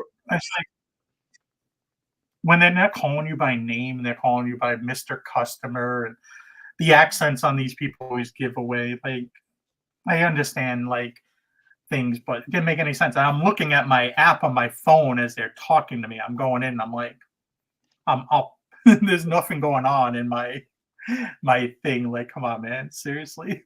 Man, especially older people, unfortunately, I feel so bad, man. I just wish those idiots, man. There are so many cruel, and unfortunately, it's all over the world right now. There are so many people who are scammers, cruel people. They don't give a shit about anyone. They just care about scamming, getting money, and just bouncing, and they don't give a shit about any people, any families, nothing at all. They're just, their brain works just to scam, and there are probably thousands upon thousands.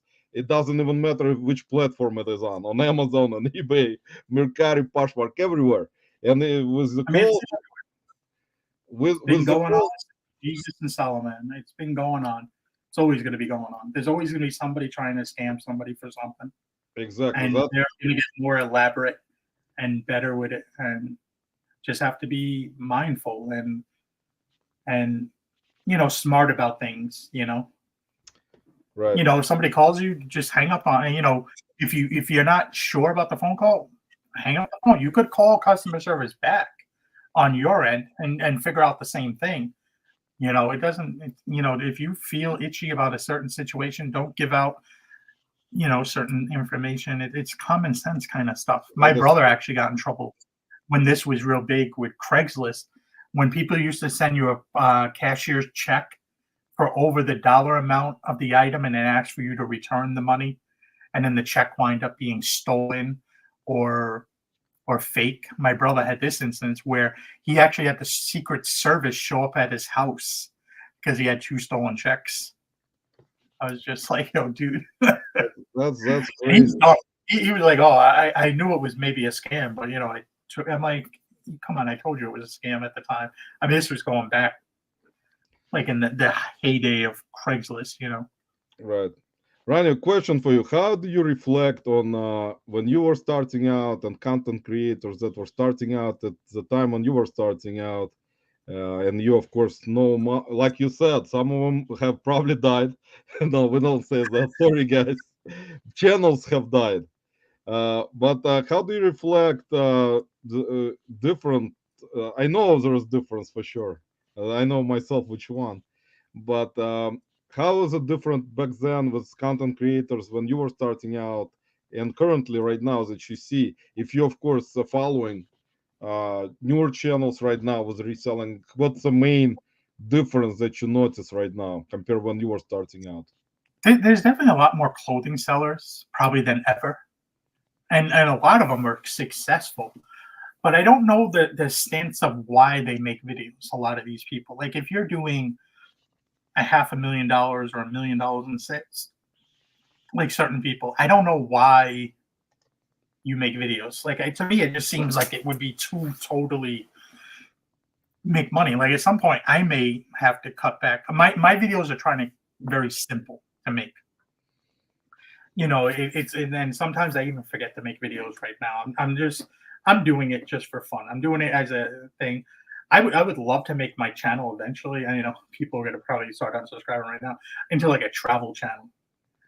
And That's interesting. like document traveling and thrifting. Like going, because I've talked about this before. My wife worked for JetBlue, flying to a certain city, seeing what you could find in that certain city, and then of course flying back. And so you would have like an idea of, okay, because people always comment and say, oh, you live in one of the richer areas of the country, of course you find good stuff, blah blah blah. But we don't have anywhere close to amount of stores other places have. We have like less than 10 probably Salvation Armies, maybe a dozen Goodwills in all of Massachusetts. And a lot of those stores are located in Boston, Goodwills anyway. Salvation Armies are scattered outside. And then we have a bunch of Savers, which are so freaking hit or miss because they charge like retail pricing like crazy. But it's not easy here. And then you got to figure out how many people actually go to these stores and do the same thing you do. I realized at one point I was tipping somebody off on videos to what day I go out thrifting in Boston, hitting like 10, 12 stores. So they were going the day before me. And I didn't know that until they told me, basically. That's interesting. And then totally I changed that up to where I randomly went out different days to, throw that out. Like I was like, okay, don't give out too much information. It's okay to teach people something, because that's what I think YouTube is. We are doing. We're teaching somebody either something. We're not trying to, I had somebody talk the other day about, oh, it's like you guys giving out, it's like being the owner of KFC and telling people what your 11 spices are or whatever it is in the chicken. I'm like, no, it's not. We're explaining how to resell. This is just a bit how to run a business, kind of more or less. Yeah, we may show certain things, but people were talking about something because I showed something in one video, and they were like, oh, that brand's kind of died off. And it's like, you don't understand supply and demand. It doesn't understand. It's not anything about a brand falling off because you talked about it on YouTube. Once a brand is new, like Untuckit at one time was new. There wasn't a lot of it on eBay. You could get good prices. But once you reach a thing where you can search and you see 20,000 used shirts, guess what?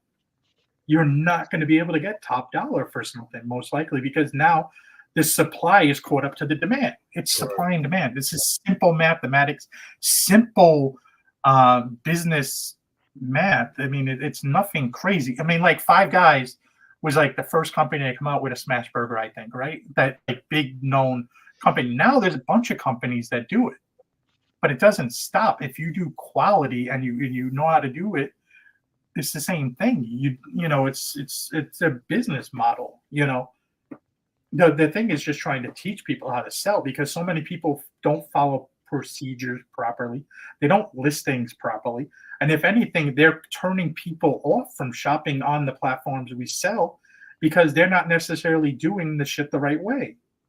And it turns people off. People have a bad experience. They don't want to shop anymore on that platform. It makes them go to TJ Maxx or Marshalls instead of buying from us on eBay. You're absolutely right, man. And John and Jen, actually, if you follow Flipping In Easy, they do lives and where they discuss a lot of things. Scott Bearded Picker, that you're familiar with, also on his live, discusses a lot of that, which is interesting for me to listen to it, you know, and just sometimes just you know, rewatch it if I haven't caught it live. It's about like there are always gonna be discussion about that kind of stuff, and you're absolutely right about supply and demand, not just for clothing brands, for brands that are all types of brands, electronics. You know, we discussed media already a little bit, and toys and stuff like that. So it's big markets, and of course brands. And whenever something is rare, it will hold the value for probably a while. But if it's not, if there is something that caught up to that already, and people keep finding that stuff and keep listing it, not doesn't matter where it's listed, can be on any platform. The value, the supply and demand will change. Value will drop, especially if there are sellers that are not content creators. There are thousands, millions of sellers who just can just drop down the price of anything because they don't care about the market for specific brand.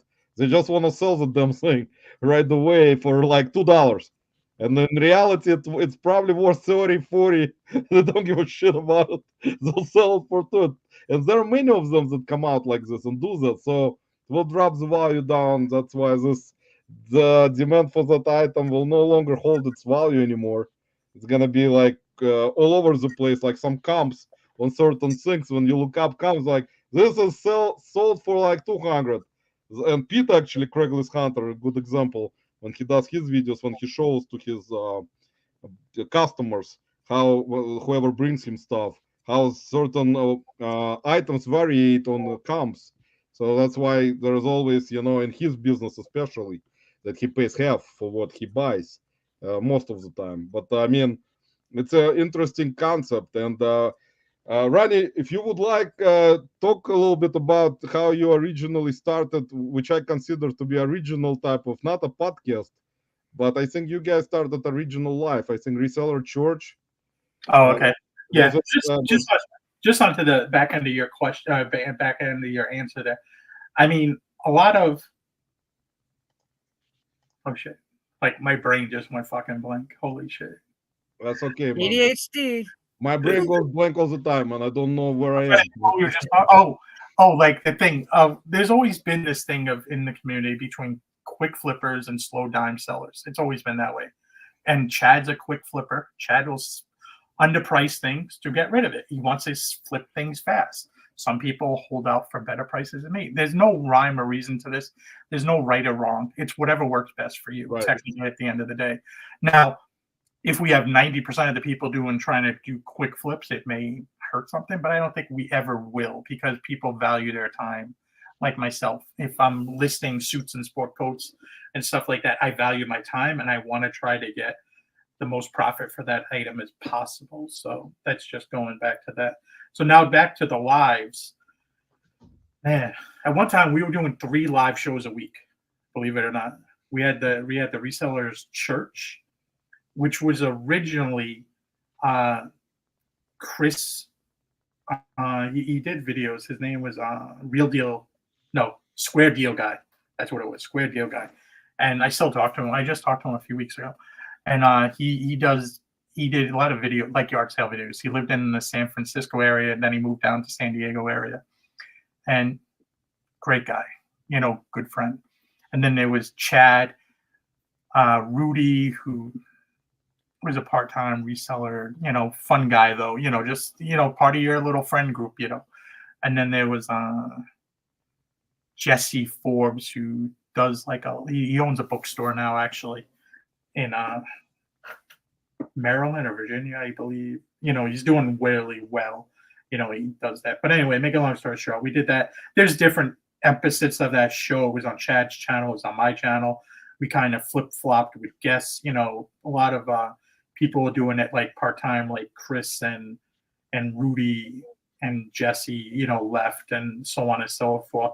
Then it was just me and Chad for a while. Then I think we brought along what was his name? Dusty Alabama Pickers was on there for a little bit, and then he kind of had a falling out with me, and then he had a falling out with Chad. He was a hard person to deal with as a friend. He was, at the end of the day, he was a good friend, but just personalities and things like that sometimes over the internet it clashes, and you're just like, and I'm one of these people. I used to hold grudges. Like, there was an issue I had with another YouTuber at one time, and I went to actually visit him in Connecticut to find him, because he used to go to book sales. And my wife's like, well, what are we doing here? Like, I'm ready to find somebody and beat somebody up. What's his name? Rake and Profit? No. Rake and Profit is actually I went thrifting with Rake and Profit on 2 different occasions, and he was actually a decent kid. I didn't like kind of the whole selling of everything, but that's what he wanted to do. But he's a good kid at the end of the day, a good person, I should say. You know what I mean? I don't think he tried to screw anybody over. He found a lane, and he got in that lane, and he did his thing. I don't really talk to him anymore. He actually recently commented on one of my videos, which I thought was interesting. But I mean, at the end of the day, I'm a lot different now than I was in my 30s. I'm 48 now. I'll be 48 next month. Like, you caught me when I started making these videos at 35. I still had that mentality. You say something to me, like, I'm going to find you, and we're going to see if you have that same energy when I see you face to face. Like, so, you're right, man. You're right. I actually respect that a lot. But now I'm too old. I don't want to be scrapping with somebody. You may get shot, but I ain't scrapping with you. Like, we're going to have a shootout in a Walmart. BB gun. You get shot using BB gun. I don't know, we shooting BB gun, buddy. But anyway, but the live shows were good. Then me and Chad, I think it was the reseller meet and greet. Me and Chad did, and we brought other YouTube channels that had lesser subscribers. And you got to remember, we only had like 5, 6, 7, maybe 10,000 subscribers when this was going on, me and Chad. And we'd invite up to like 5, 6, 10 people on the show that were newer into YouTube or wanted to get into YouTube, and we'd invite them on. And there was a lot of different people on that show. Some people used it to, like snakes, and to get some type of traction on their YouTube channel, which is okay, because I mean, I don't consider it a bad thing, but when you're intentionally doing something, at least be a little bit more honest about it. Yeah, you're right, man. That's what I was just talking about, man. When you jump back to try to talk to somebody about something, you're like, I remember having an issue with Amazon about something. I reached out to one of these people that was doing really big, and we made his channel really big. I'm not getting the names or anything like that, because I ain't giving people that kind of energy. But I reached out to him, and he was like, yo, I pay for that kind of information. I was like, dude, I'm the reason why your freaking YouTube channel is anything. Like, you started here. Like, I kind of felt that way. And I remember talking to Chad. I was like, what the fuck? Snake, man, snake. We don't like snakes, man. That's the worst. That's what I was talking about, Ronnie, is that there are people that are snakes. They do behind the back shit all the time, man. Life doesn't properly taught them the lesson. Unfortunately, there are businessmen like that. They're doing everything like snakes, like pieces of shit. It's never gonna change, because they feel like they have money. They don't need any friends. They just have money and they don't care. Yeah. Then there was we did those live. Then the reseller pulse became. Then it became the reseller pulse when it was me, Chad, and since Craigslist Hunter Pete. When we had, and that was a good show. That was it had a variety of. You have me, who was full-time clothing seller. You have Chad, who's more your yard sale, flea market, kind of estate sale picker. And then you have Pete, who's your bigger seller, but who owns a store and does it at a higher, does it at a higher thing. So it brought like this whole, different dynamic to getting three different people's views to kind of cover all people's bases in a way. You know what I mean? You're covering kind of everybody, and that was probably the best, I would say, show. I mean, that was more like the professional show, I would say. The Resellers Church was kind of more of the kickback, have fun with your buddies, and the viewers are your buddies. The viewers are your extended family in a way, no Diddy parties. Nope, not that one. No, thank God, man, John. Only I don't buddies. post. Thankfully, I'm not posting that stuff on Instagram because I decided I'll just skip P Diddy stuff entirely. Like, I'll take it out and I'm gonna post on my IG because it's already too much of stuff happening around the world and in everywhere. It was funny, but I mean, at the same time, guys, it's not funny because of the situation that he's in. We're not gonna go into it, but it's tough to even make fun of such a person. So there was the live shows, and that was it. I mean, at the time we did another live show with what was it? I think it was called the Six Pack Show, and I think it had Ronnie was a part of it. John, Cincinnati Picker, Chad, myself. There was the guy from England. Forgot his name. The big YouTube guy in England. Him and his wife. Oh, that one. No, I was the big YouTube guy in England. England is like a huge people that follow my Yes. channel, and I'm running a blank on his thing. He sold like an Atari game for like $7,000. It's crazy, or $10,000. He sold it, but he was part of it. Then there was Rise and Grind Picker. Actually, was in the comments earlier. Was part of it. There was a bunch of us. I think there was like up to 12 of us at one time. I'm not going to remember everybody that was part of it, unfortunately, just because my brain is fried half the time. But it was fun. But when you get into all these live shows every week, it takes away from so much. And then you just start have life happening. The shows had to slow down at some point because you're spending so much time on YouTube. YouTube is not making us money. YouTube is not making us, this life-changing money. Yeah, it would make $40, $50 a show. Maybe you'd get $100 if a few people gave you some super chats or whatever the hell that those things were. Right. But at the end of the day, that really was it. It wasn't really anything too much else. It wasn't like thing. You just, after a while, you just start to, the shows run their course. How many times can you talk about the same subject? And when you have two shows and you're talking about the same subject sometimes on two different shows, two different, you have an opinion on it one year. The next year you bring it up on the other show, your opinion kind of changes a little bit. Right. Yeah, man, that's true. Actually, that's why I applaud those content creators currently, like Scott Bearded Picker and Todd Silverhair Stacker, who's also OG, started way back, and Queen City Picker and I mean, they're like podcasts. And Mr. Sadie. They're like podcasts. Yeah. And we didn't have guests and everything like that a lot of the time. A lot of the time it was just us. You got to see the same people. And then at one point, Pete got so big that he brought such an audience to the channel that it's hard to keep up with the chat sometimes too. When you get too big, it becomes not good. I mean, my standpoint, it just, the show doesn't become big enough because you can't talk to the people.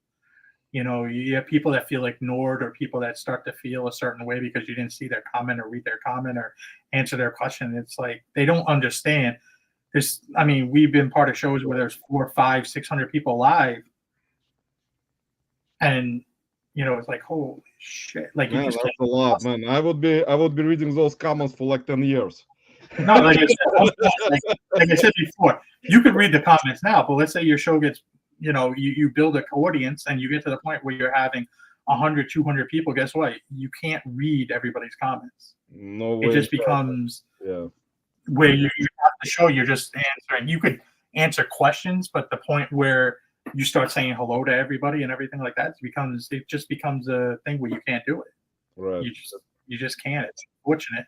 And people feel a certain way sometimes, and Yeah, what it is. Like, with all due respect, guys, yeah, I apologize as I always am. Even with we only have like on average 20 to 30 people, and I'm still struggling all the time, guys, which is normal for me, for my standards. So hopefully you guys, don't get angry at me because I'm like, trying my best all the time, and I'm very actually, actually I worry about it, guys. I just wanted to bring something up before we move on to something else. If you remember, at one time we used to do, what was it, Tuesday nights? I think it might have been Monday. I think it was Tuesday for whatever reason. There was our show with Pete.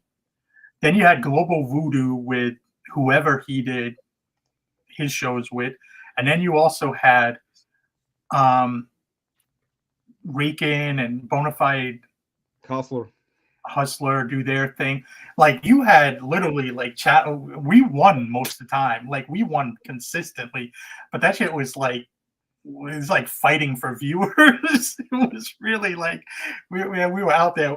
If we would go back and forth, I kid you not, this is just like behind the scenes thing. We would go behind the door, like watching their videos, like, because we would all kind of go live at the same time for a while to see who's better.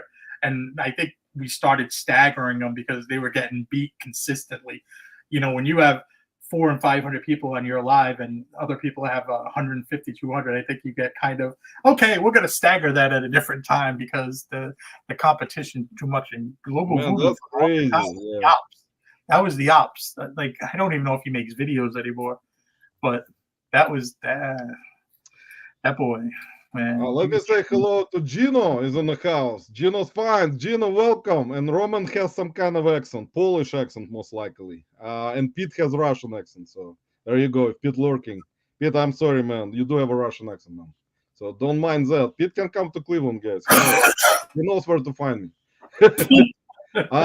Commonwealth Kevin is saying I'm not doing another rally unless Ronnie is there. So Ronnie, you're gonna have to go next time, man, because Kevin will not leave Bedford, Virginia ever again. He will not travel anywhere unless you go to the rally. He'll stay at Bedford forever inside his cabin with dogs and cats and chickens. I'll have one at Chatham Bars in this high-end resort where we are. Where it's like $1,000 a night for a hotel room. Who wants to stay? Yeah, we're gonna rent out the whole place, and just all the resellers will kind of donate for everyone's room and stay in each other's room. $5,000 for the rally this time. Ronnie wants to get a Ford Raptor pickup truck, so hope you guys understand. No, I'm only kidding. We got Chuck in the house, Cleveland Vibrator. There you go. It's the name of the team, probably, that Chuck has made. Chuck, thanks for stopping by, man. And Marcy, thanks for stopping by. That's kind of a joking around. If you follow Backroad Beater Chuck and Nate on their lives that they do, that's kind of. I actually haven't been on your live for a while, guys. I apologize because on Thursdays in the evening right now I do something and I cannot. I have to do some stuff that is money making stuff, guys. After all the health issues, don't bring that up. I'm kind of lagging behind because, like Ronnie was just saying, when you have certain amount of help with reselling and stuff, it's one thing. When you don't, you have to hustle at different places. And and I'm also ADHD, which is another thing that I cannot concentrate on anything at once. So that's something. I apologize for that, Chuck and Nate, about the situation. And Pete, wow, Pete has Mr. Seti is saying Pete has 467,000 subs. That is crazy. Pete, congratulations, man. Or in Russian, поздравляю.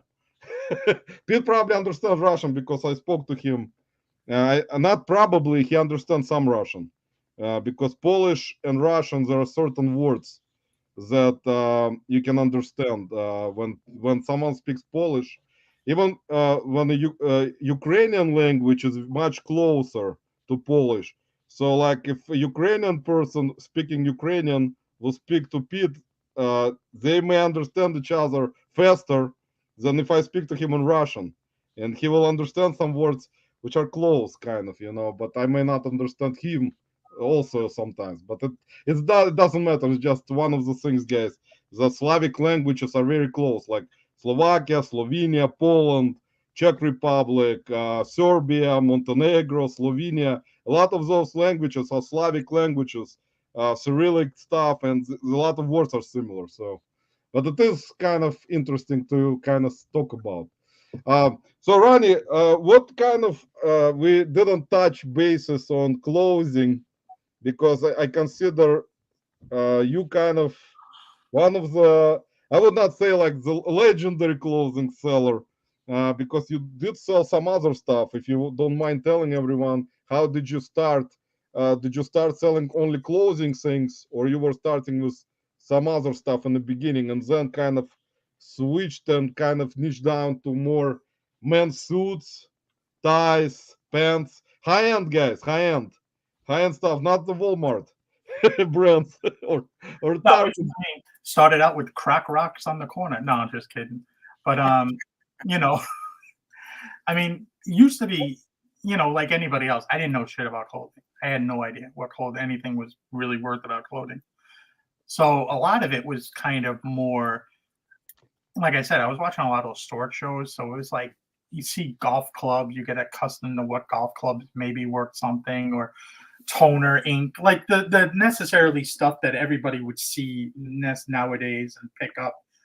You know, I was very familiar with cookware, so I knew like pots and pans and stuff like that. Like I did a whole video on Griswold cast iron cookware and the difference between those, because I sold a cast iron frying pan for $1,400, and now I would say those are probably in the 2,500 to 3,000 range for that specific model.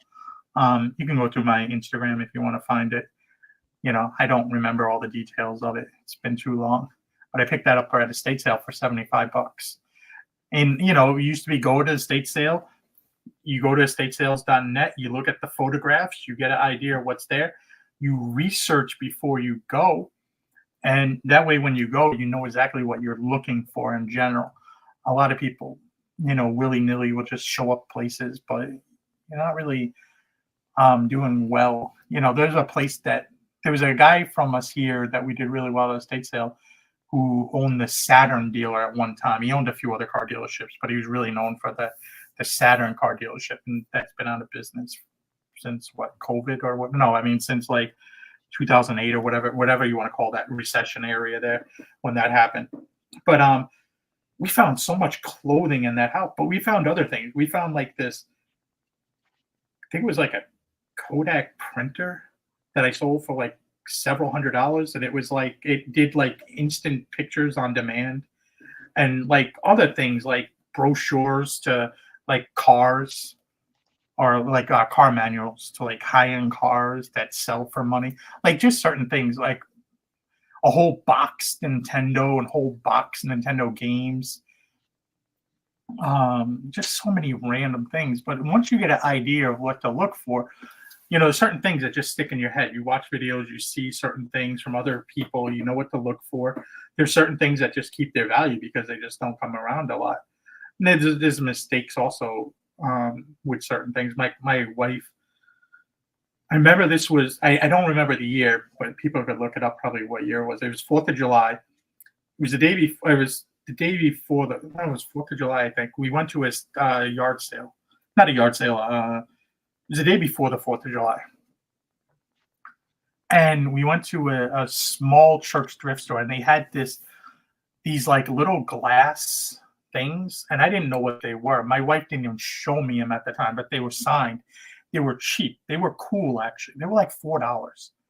There was a few of them, but she took a picture of the name and didn't really do anything. She searched eBay, couldn't find anything.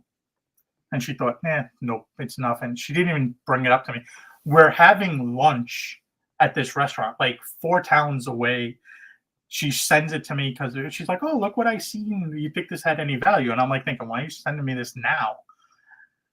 I look it up, and at that time, I went into WorkPoint, and I seen like certain glass things selling anywhere from $400 on eBay to actually selling in auctions, like through auction, through like big auction companies for like $3,000 to $5,000. And I'm like, Then of course, I Googled the artist. I see, like, I think he was a Portuguese artist, and he had a big following. He was like from the Massachusetts area, and we went back. Of course, they were gone like 3 hours later.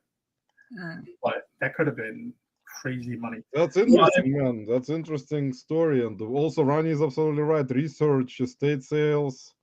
By looking at pictures, guys, I do that. Even though lately there is no point for me to even go to our estate sales. Ronnie, you probably will agree maybe with that. It depends on the location. It's similar to thrift store prices. The guys in chat mentioned savers. Goodwill prices differ, guys, differ big time depending on which part of a country you're at, which city you're at, where it's which neighborhood, which suburb it's located at. Management of Goodwills and Savers and other thrift stores, they set up prices according to their general location of specific state, and how it's kind of different, how it's spread out all over United States. It's completely different. You can go in a store in Cleveland and find a clothing item in Cleveland store of, like, say, Patagonia. It will be worth like $20. You drive down to Mansfield, about like an hour from Cleveland, you're gonna find Patagonia for like $5 or less.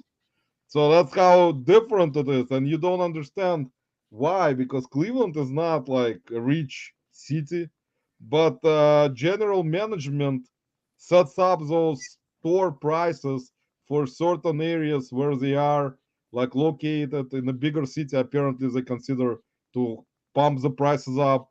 In smaller cities, they're kind of lower, depending, also depends on which state. But Ronnie is right. The state sales similar type of structure.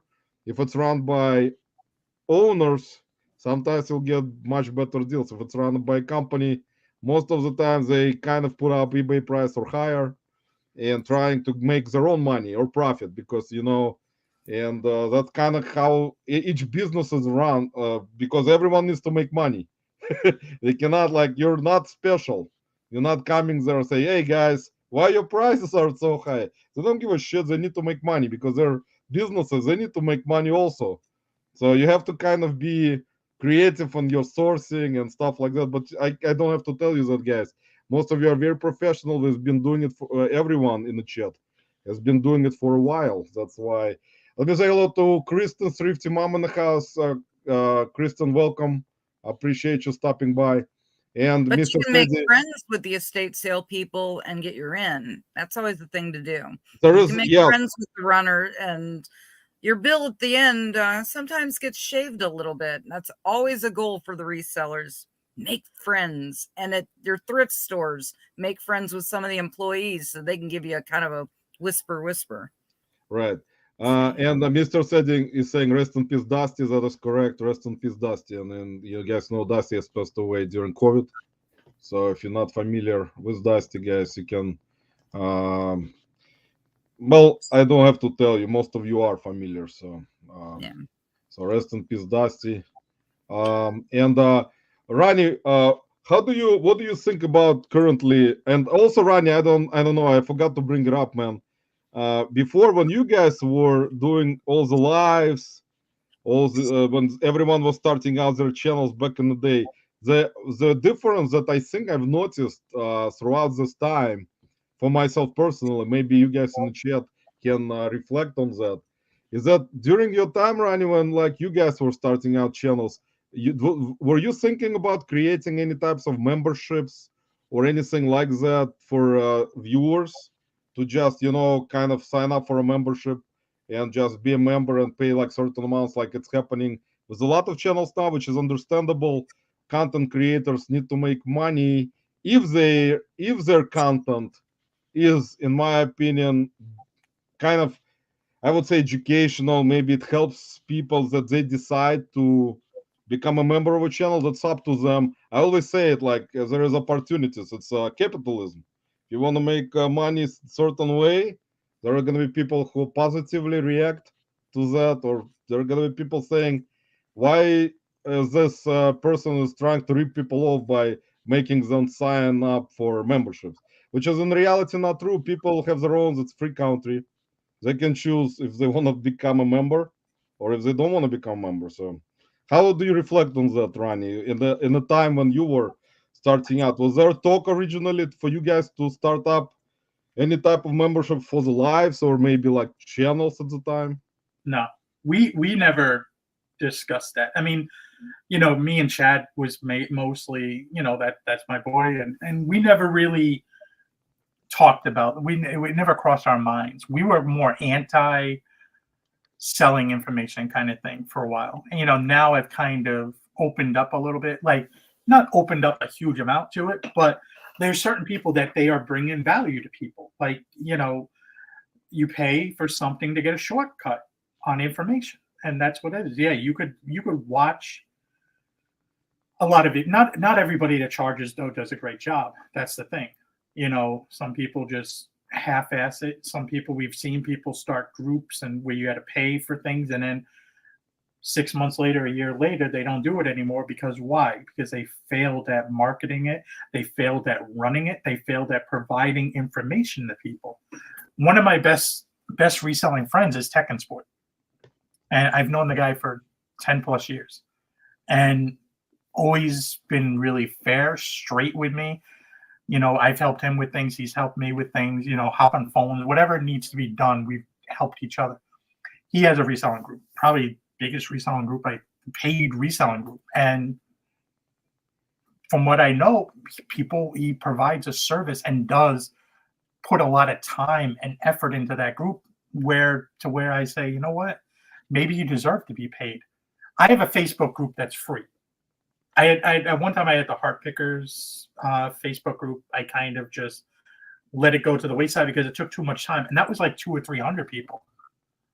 So you could imagine having a bigger group where you have we have the Reseller Society. I don't even know how many people in that. Me, Chad created that with also the Gilmans, Elena, and a few other people have left and come and go and this and that.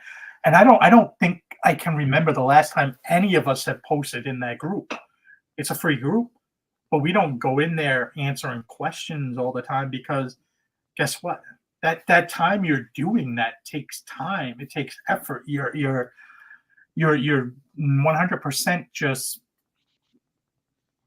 whatever you want to call it. That's time you have to put into your business. And if you're not getting paid for it, you really have to value your time. I remember we had a reseller at the time. I think Daily Refinement. I don't remember. I think that's his name, Chris. Yeah, I don't really. Yeah. I don't. He doesn't do any refinement anymore. No, I'm kidding. But it makes sense. He rubbed me the wrong way with something we did with the rally first off. And then when I seen him in person, he kind of rubbed me the wrong way when I had to try to chat with him about it. Because I told you, I'm one of those people. Like, you do something, I ran off the stage after our thing to talk to him when I seen him during our first break, because I was like, and if things go wrong, we would have started fisticuffs right there. Like, I didn't care. Like, that's just who I am. I don't care if you paid for this or not. You said something that was not nice, and I knew you were coming to this. Ronnie, if you would have punched Daily Refinement, man, we never know what would have happened now. I don't know if he's a good person or a bad person. I just necessarily don't like him. I haven't liked some of the things he's done, but it doesn't make any sense, because it doesn't make any difference. I mean, he's been all over the place with different controversies and this and that, and total shit show. But anyway, make a long story short, he was in our group helping a lot of people. He used our group to kind of build his YouTube channel at a point, and good for him for doing it, and he seemed like a smart enough kid, but greed, I don't know if greed is something I want to use that got in the way of him. He seems to burn every bridge he ever creates with everybody else. It's just a weird thing. I don't know, because I don't follow him. I'm one of these people, I have an issue with you, I unfollow you on all social media, so you don't come up. You just don't come up, and I don't look for you. I'm not looking to see what Nicole State's up to, or what this one or that one's up to. I just don't, because I don't give two shits. Like, you don't. You're absolutely right. Like, people, so and so did this or so and so did that, and I'm like, good for them. I don't care. Like, why should I care? Why should I care? Like I'm at, you know, okay, I got a YouTube channel. You want to watch the reseller news? Go watch that kid in Florida, whatever his name is, with the i8. Like, Oh yeah, the rock star, yeah. whatever his name is. Rockstar Flipper, yeah. Go watch him with the Reseller Ace. News Network or whatever it is. Like, I'm not that. That's not what I am, you know. Yeah, man, that's the nature of it, Ronnie. You know, that's how the YouTube world has changed in front of your eyes since 2013. And you know, I mean, you know, more and more content creators come on the scene every day. I see new channels come up, and it's not gonna stop because, like you said, and many other content creators with great experience said that they think, I mean, that it's an easy money to just put out content. Yes, if not even an easy money. If there are a bunch of creators who create certain thumbnails that will attract audience, but like I said, if person sees certain thumbnails, they will watch maybe for a couple minutes and leave because I mean, if it's not, you know, something they're expected to see, and people not I mean, I would say a lot of people are smart, most likely. So if something that is not up to their standard to watch, or they don't like that, like you said, you have to have personality. If they don't like that personality, of course they're not gonna watch ever. They will unsubscribe and not follow because there are standards. There are people who like certain people. There are other people who like. It's like with everything in life, and you're absolutely right about that stuff. So you cannot say anything. And actually, Woody said a very good thing. See, if you get offended doing YouTube, you should quit because you have a thick skin, brother. However, I do understand where you're coming from. And also, he said about not making money on YouTube, which is a lot of content creators like me, like Lisa, and a bunch that Ronnie is absolutely right, that don't make any money at all on YouTube for many years. But I still like to do videos. I put out a video recently about Armenian festival, which was included, which I like. I love that kind of content. I attend those events, and I mean, it's not gonna get many views because how many people out there, of course, people from Armenia may watch it or some people from former Soviet Union may watch it to just because they can reflect. It's a lot of traditional stuff, and of course I didn't expect to get views. It's just for me, like Woody said, it's fun for me to do. I like to put out this kind of content along with some reselling, along with something else. And same thing on Instagram, where you can actually follow me and see all types of weird crap happening, and nobody understands what's going on with me, you know. But it's like me, that's how I am, guys. Ronnie, what do you think about actually, let me see, I think I missed something. I forgot. I apologize, guys. Actually, vintage money in the house. Ivan, welcome. Appreciate you stopping by. Um, Ronnie, what do you think about live selling platforms before we end today's live? How do you reflect on what is happening currently with, I don't know, uh, Whatnot and District, which Pete is part of, and DeepDit and One Stop Shop currently, and there's Knickknacks, a bunch of different sub platforms under District, which doing this live selling stuff. What do you think about it, Rani, altogether, as your opinion? I In mean, terms of prices, how the pricing market may fluctuate on eBay or Amazon compared to live selling where cheaper, I mean, some stuff gets sold cheap, much cheaper. it's a way to people to source. If you use it properly, you can source stuff on there. I used to source stuff from John, Cincinnati Picker, all the time when he used to do the baseball cards. I used to buy the baseball cards from him and get them graded and make money. But at the end of the day, it's not like a huge thing. I don't really like it myself. I don't like auctions. So at the end of the day, I'm not really reflecting. I like outside of Whatnot and the other one, District, and I only know District because of Pete. Like, I don't know any of those other sites. And I don't, what I sell, I don't think would sell well on a, you know, I can't try selling a two-piece suit to somebody on live because most likely I'm not going to get enough for it unless somebody really knows what it is. You know, it's not what I sell doesn't really reframe that. Now, if I was getting a bunch of free stuff from estate sales or I was an estate sale company or so on, etc., and maybe, and I had to deal with all this leftover stuff, maybe it would be a good way to move some stuff. But actualities, I don't like it. It's not for me.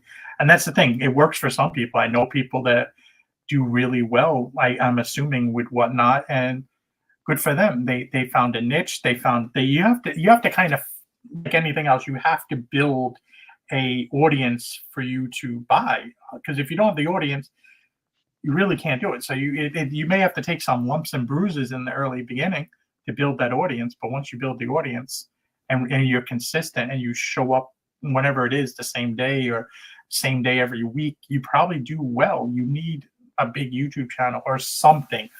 But I've seen people with big YouTube channels kind of fail at doing it also, because a lot of it is also what I would consider a personality thing. You're going to these things for a personality. You're going to these things to watch somebody because they're entertaining. Because you could watch the person that's the most driest person ever do a show, and they may be selling stuff pretty cheap, but you're falling asleep watching them. Like, it's just not worth my time. And they're not interactive with the people really all that much, or unless they're bidding, and then they talk about this time, and then you just go on and on. It's the same thing with Facebook auctions. Facebook auctions in the sign community was very big. At one time, I was talking with somebody else locally that real big in the signs about being like a feeder for him in his auction. Like, I would get the stuff and feed it off to him, but in actuality, I love the signs too much that I didn't want to do that. I'm kind of finding it. I'm just making a little bit of money. I'm like kind of an auto wholesaler. I'm like the guy. Yeah, me too, man. And I didn't want to do that. Like, I just, to me, that was what it reminded me of. I wasn't a fan of it, and so on and so forth. But I still see these guys do these auctions on Facebook, because that certain communities, their things work on certain platforms. You know what I mean? And that's the thing. Like, good for them. They found a niche and they're doing good on it. I have to say before I leave, does your host, who you remind me of? You remind me of Elaine from Steinfeld. Oh, here, I thought you were going to say something. Oh man, that's actually Lisa. See, that's actually maybe Did Lisa you ever get that? Or? Yes, actually, I used to get that all through when Seinfeld was the thing. And a little nugget, I never get my hair done in shops and stuff, but when that show was on, I went and I loved her hair, and I actually paid $120. I said, I want to look exactly like Elaine. So thanks, but I do. Well, it's Lisa, not been an intentional thing. Lisa, since you're so popular and such a famous personality now, and you star in sitcoms, hopefully Ronnie will finally gonna get some money on this channel, because after all this time, I didn't know Lisa was Elaine. So Elaine, thanks for. And now you're not going to be able to unsee it.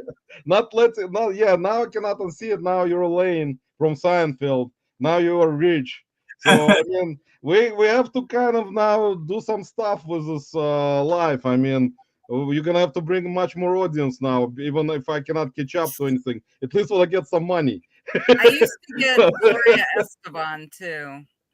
But Ronnie, Josh Galt is in the house saying in Russian, "Надеюсь, у всех будет отличный вечер." See, that's in Russian. He said, "I hope everyone will have a great evening." I translated from Russian to English. Josh Galt is in Canada.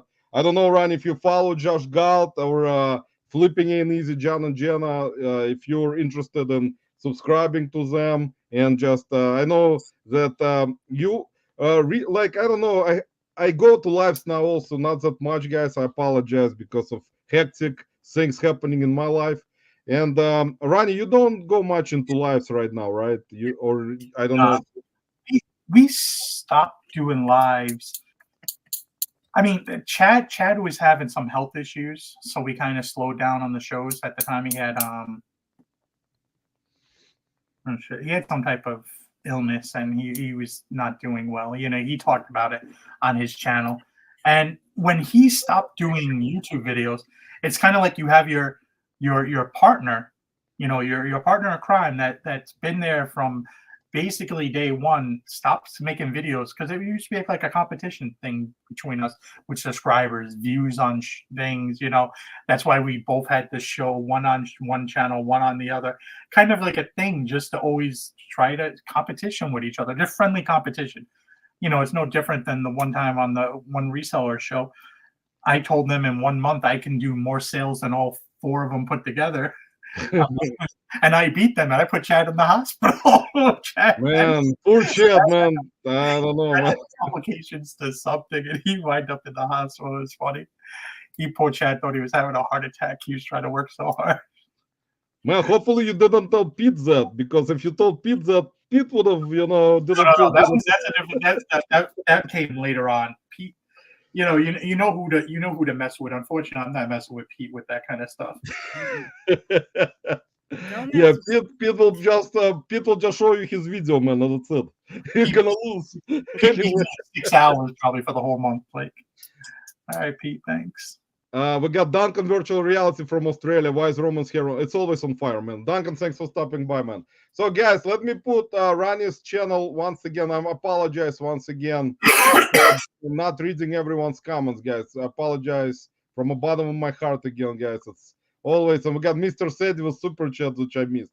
Mr. Sadie, God bless you, man. Ronnie is unfiltered straight shooter.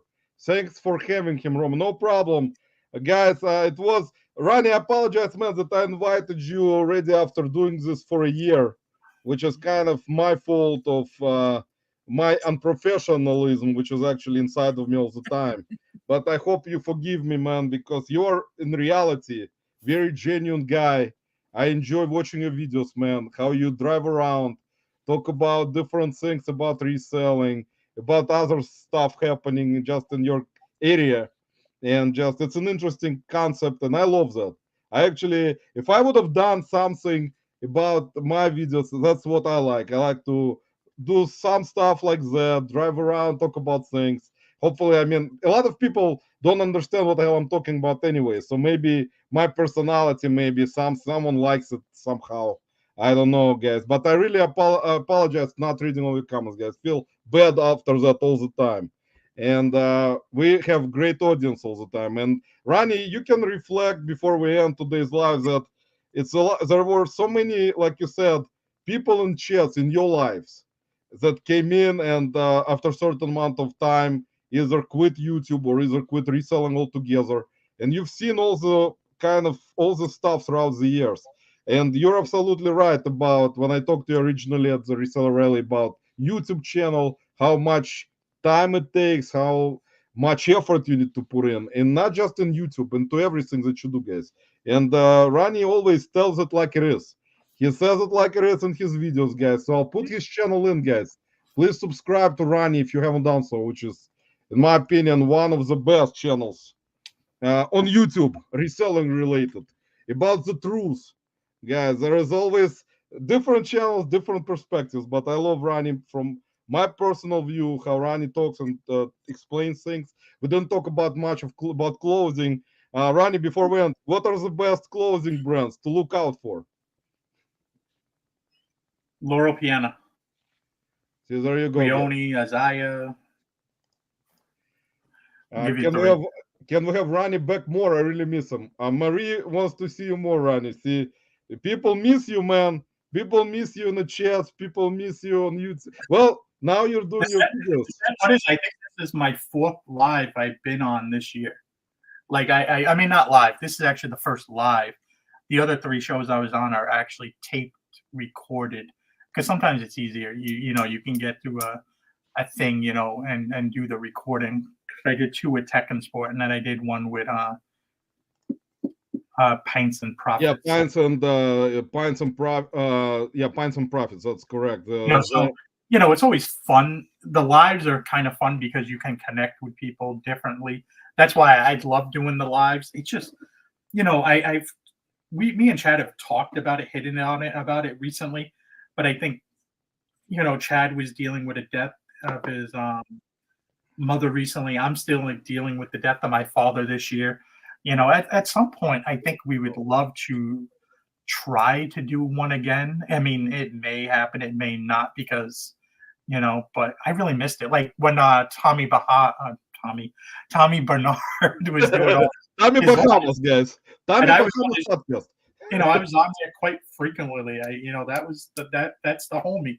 Even though he doesn't, do the show anymore and everything, it's still the homie. I still talk to him, call him up every once in a while. We chat, and that's the boy. But things happen in your life to where YouTube doesn't become a priority anymore, and that's happened. We've seen it also happen with another person that I was somewhat close with, Justin, that was it, RVA Flips. He went back to work and totally cut off all kind of social media in a way. So I don't talk to him really nearly as much as I used to, but that was, he was, we went on his live in the mornings a lot, me, John, Lonnie, and stuff like that. So it was fun. People on YouTube, it's hard. You meet them in person, you like them, you don't like them. It is what it is. But friendships, I've been friends with most of the people that I could call up certain people at a drop of a dime. I can call up, Chad anytime I want to and ask them for advice on anything. I mean, or John, or, certain people, like they're there for me whenever I need them, personally or business related. It doesn't even matter. It could be just a personal thing. Like, hey, just talking to them about freaking life. Because the friendship is there. You built that friendship. Yeah, you had the tight. You could see when I was watching Reseller Church before I actually made those kind of rankings and stuff, which is kind of whatever right now. Which is, in my opinion, that was from my point of view. So disregard the it's not like global type of thing, but that was my point of view of things. I mean, there is of course I didn't mean to offend anyone, guys, and I'll make another one. Later on, hopefully differently.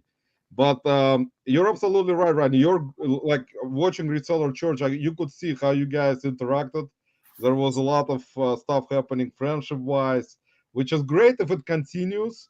And as you said, everything in life is changing. You cannot predict certain things. But it is like currently right now, even with YouTube, there are a bunch of podcasts that have become instead of lives, Ronnie, as you know, there are a bunch of podcasts now where people record their own kind of a live, and I mean into podcast, and then release a video, which is kind of a good concept. The original, right? The one I missed the most is the Scavenger Life. Remember them? Scavenger Life sounds fun. Actually, I follow them. Yeah, I actually do their little thing, and you've seen them progress to having this like huge eBay store, and they went by like the dynamic that I do, where I price stuff way high, but I think they priced shit way too high at the time. I was like, whoa. Some of the prices they were trying to sell stuff for, but it worked for them. It's what works for you. But you watch them progress to have like multiple Airbnbs, having like a coffee store or something. I think they have a coffee shop or something. And they just totally did it. And a lot of people do the same thing. Like, you just don't like Tech and Sport. I seen when he had his just eBay, and then he built on a landscaping business and built this kind of business to go with it. A lot of people use eBay to fund other things. It funded me getting a house in the Dominican Republic. I who knows how that's going to work out eventually. I may just walk away from that. But you never know, right? At the end of the day, it is what it is. Like, I know I can always go there if I wanted to, but that whole idea, I wanted to retire in the Dominican Republic, is up in the air like hell right now. And that's also made me want to work harder on eBay, because you get older, and you get to a point where you really have to start. Like, I'll be 48 next month. All my health issues, my dad passing away, the issues I was having with my wife, a lot of these things make you all of a sudden super focused on doing something, because you had all these things, and then all of a sudden you get to the thing like, oh shit, like, how long can you really keep up this pace of just doing whatever you're doing? Like, at some point it slows down. So that's why I figured the thing was to tackle my health. Like, I just got unhealthy. Like, in stresses in life, I developed, I guess, an eating disorder. Probably the best thing way to put it. I didn't do drugs. I didn't drink. I didn't smoke. Eating became my thing. And it wasn't like I was eating a lot. I just ate bad food. Like, that was the thing. Eat poorly bad food. Drink a lot of soda, stuff like that. I don't drink soda anymore, and it's helped. Yeah, Fat. soda, man. Soda, guys, do not drink soda. That's Ronnie is right about that soda, Coca-Cola, Sprite, all those. I'm Not glad I good for grew up you. without soda because, No, yeah, not I've good seen for it you save guys. a lot of Believe people. me. If you don't wanna get diabetes, guys, do not drink that stuff. That is a bad stuff right there. A Yeah, lot so of it's just a lot of it's just like just life. Life comes at you all different times, and you just keep going and keep doing whatever you got to do to get by. And your plans change. They always change. Nothing. Your plans from when you were 20 years old are not where you want to do now. Even 30 years old, even 5 years ago, yeah, when they 5 said years ago. that stupid question at a job interview, where you see yourself in 5 years, I'm a chef in a restaurant. Most likely, I'm going to be in a different restaurant. I was the only person that stayed at restaurants for long periods of time. Like I was a piece of furniture in most restaurants for a while because I did my job. Like I said, I didn't do drugs. I didn't drink. I didn't smoke. So I was like the ideal. If you ever worked in restaurants, I was like I'm the ideal person. Yeah, I yeah. always become the leadership position, a kitchen manager, chef. Outside of the one job I worked at as the short order cook because I didn't need to do more than that because the owner was right there. But I did my job better than anybody else. Like I was the best cook that's ever probably walked in that damn thing. I was the best damn short order cook this side of the Mississippi River. Like hands Man, down. props, man. Props for that. Yeah, cooking. As I told you about my brother before we went on live, my older brother, he owned different restaurants. He's an amazing cook, very professional cook. And like Mr. Sadie just mentioned in the comment, Roman eating all that army.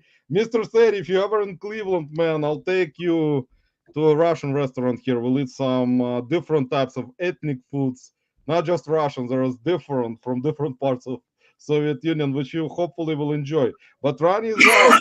Do not drink, guys. Don't smoke, which didn't apply to me because I did actually drink, not a lot, but the kind of was hazardous. Now, if I look back at certain things I did when I was in my early 20s and kind of reflect on what's happening with my health, a lot of it contributed to my health now Yeah. with all types of issues. But Mike is here. The crazy card want to say hi to you, Ronnie. You probably recognize the crazy card Mike.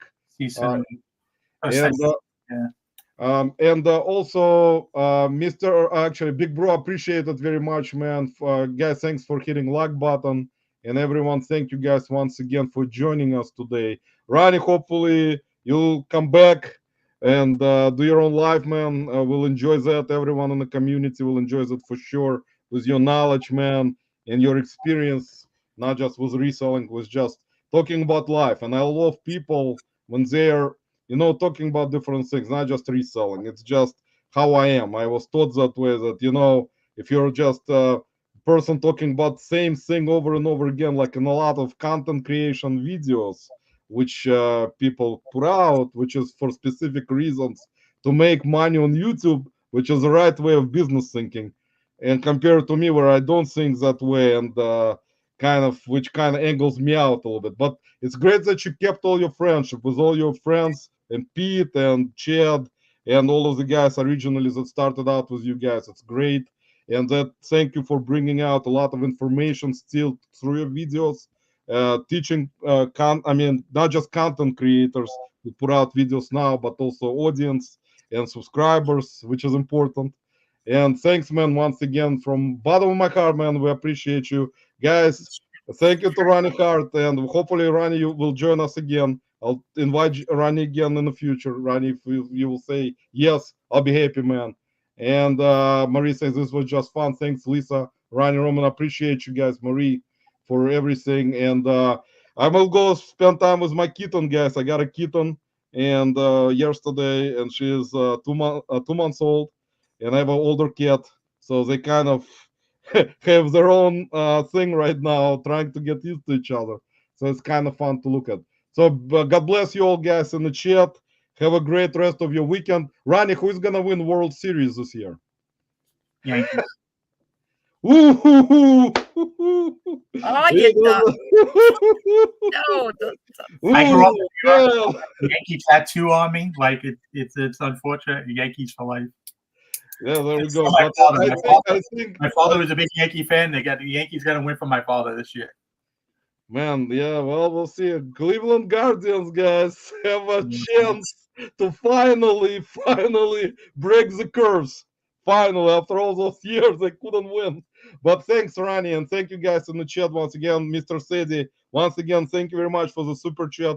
There's gonna be no live next week, guys, because I need to rest up a little bit because I have something going on and it's also health wise. I need to kind of take a break because I source on Saturdays, and then my doctors told me I need to rest because my blood pressure constantly jumping up and down, still jumping up and down, so it's not a good thing.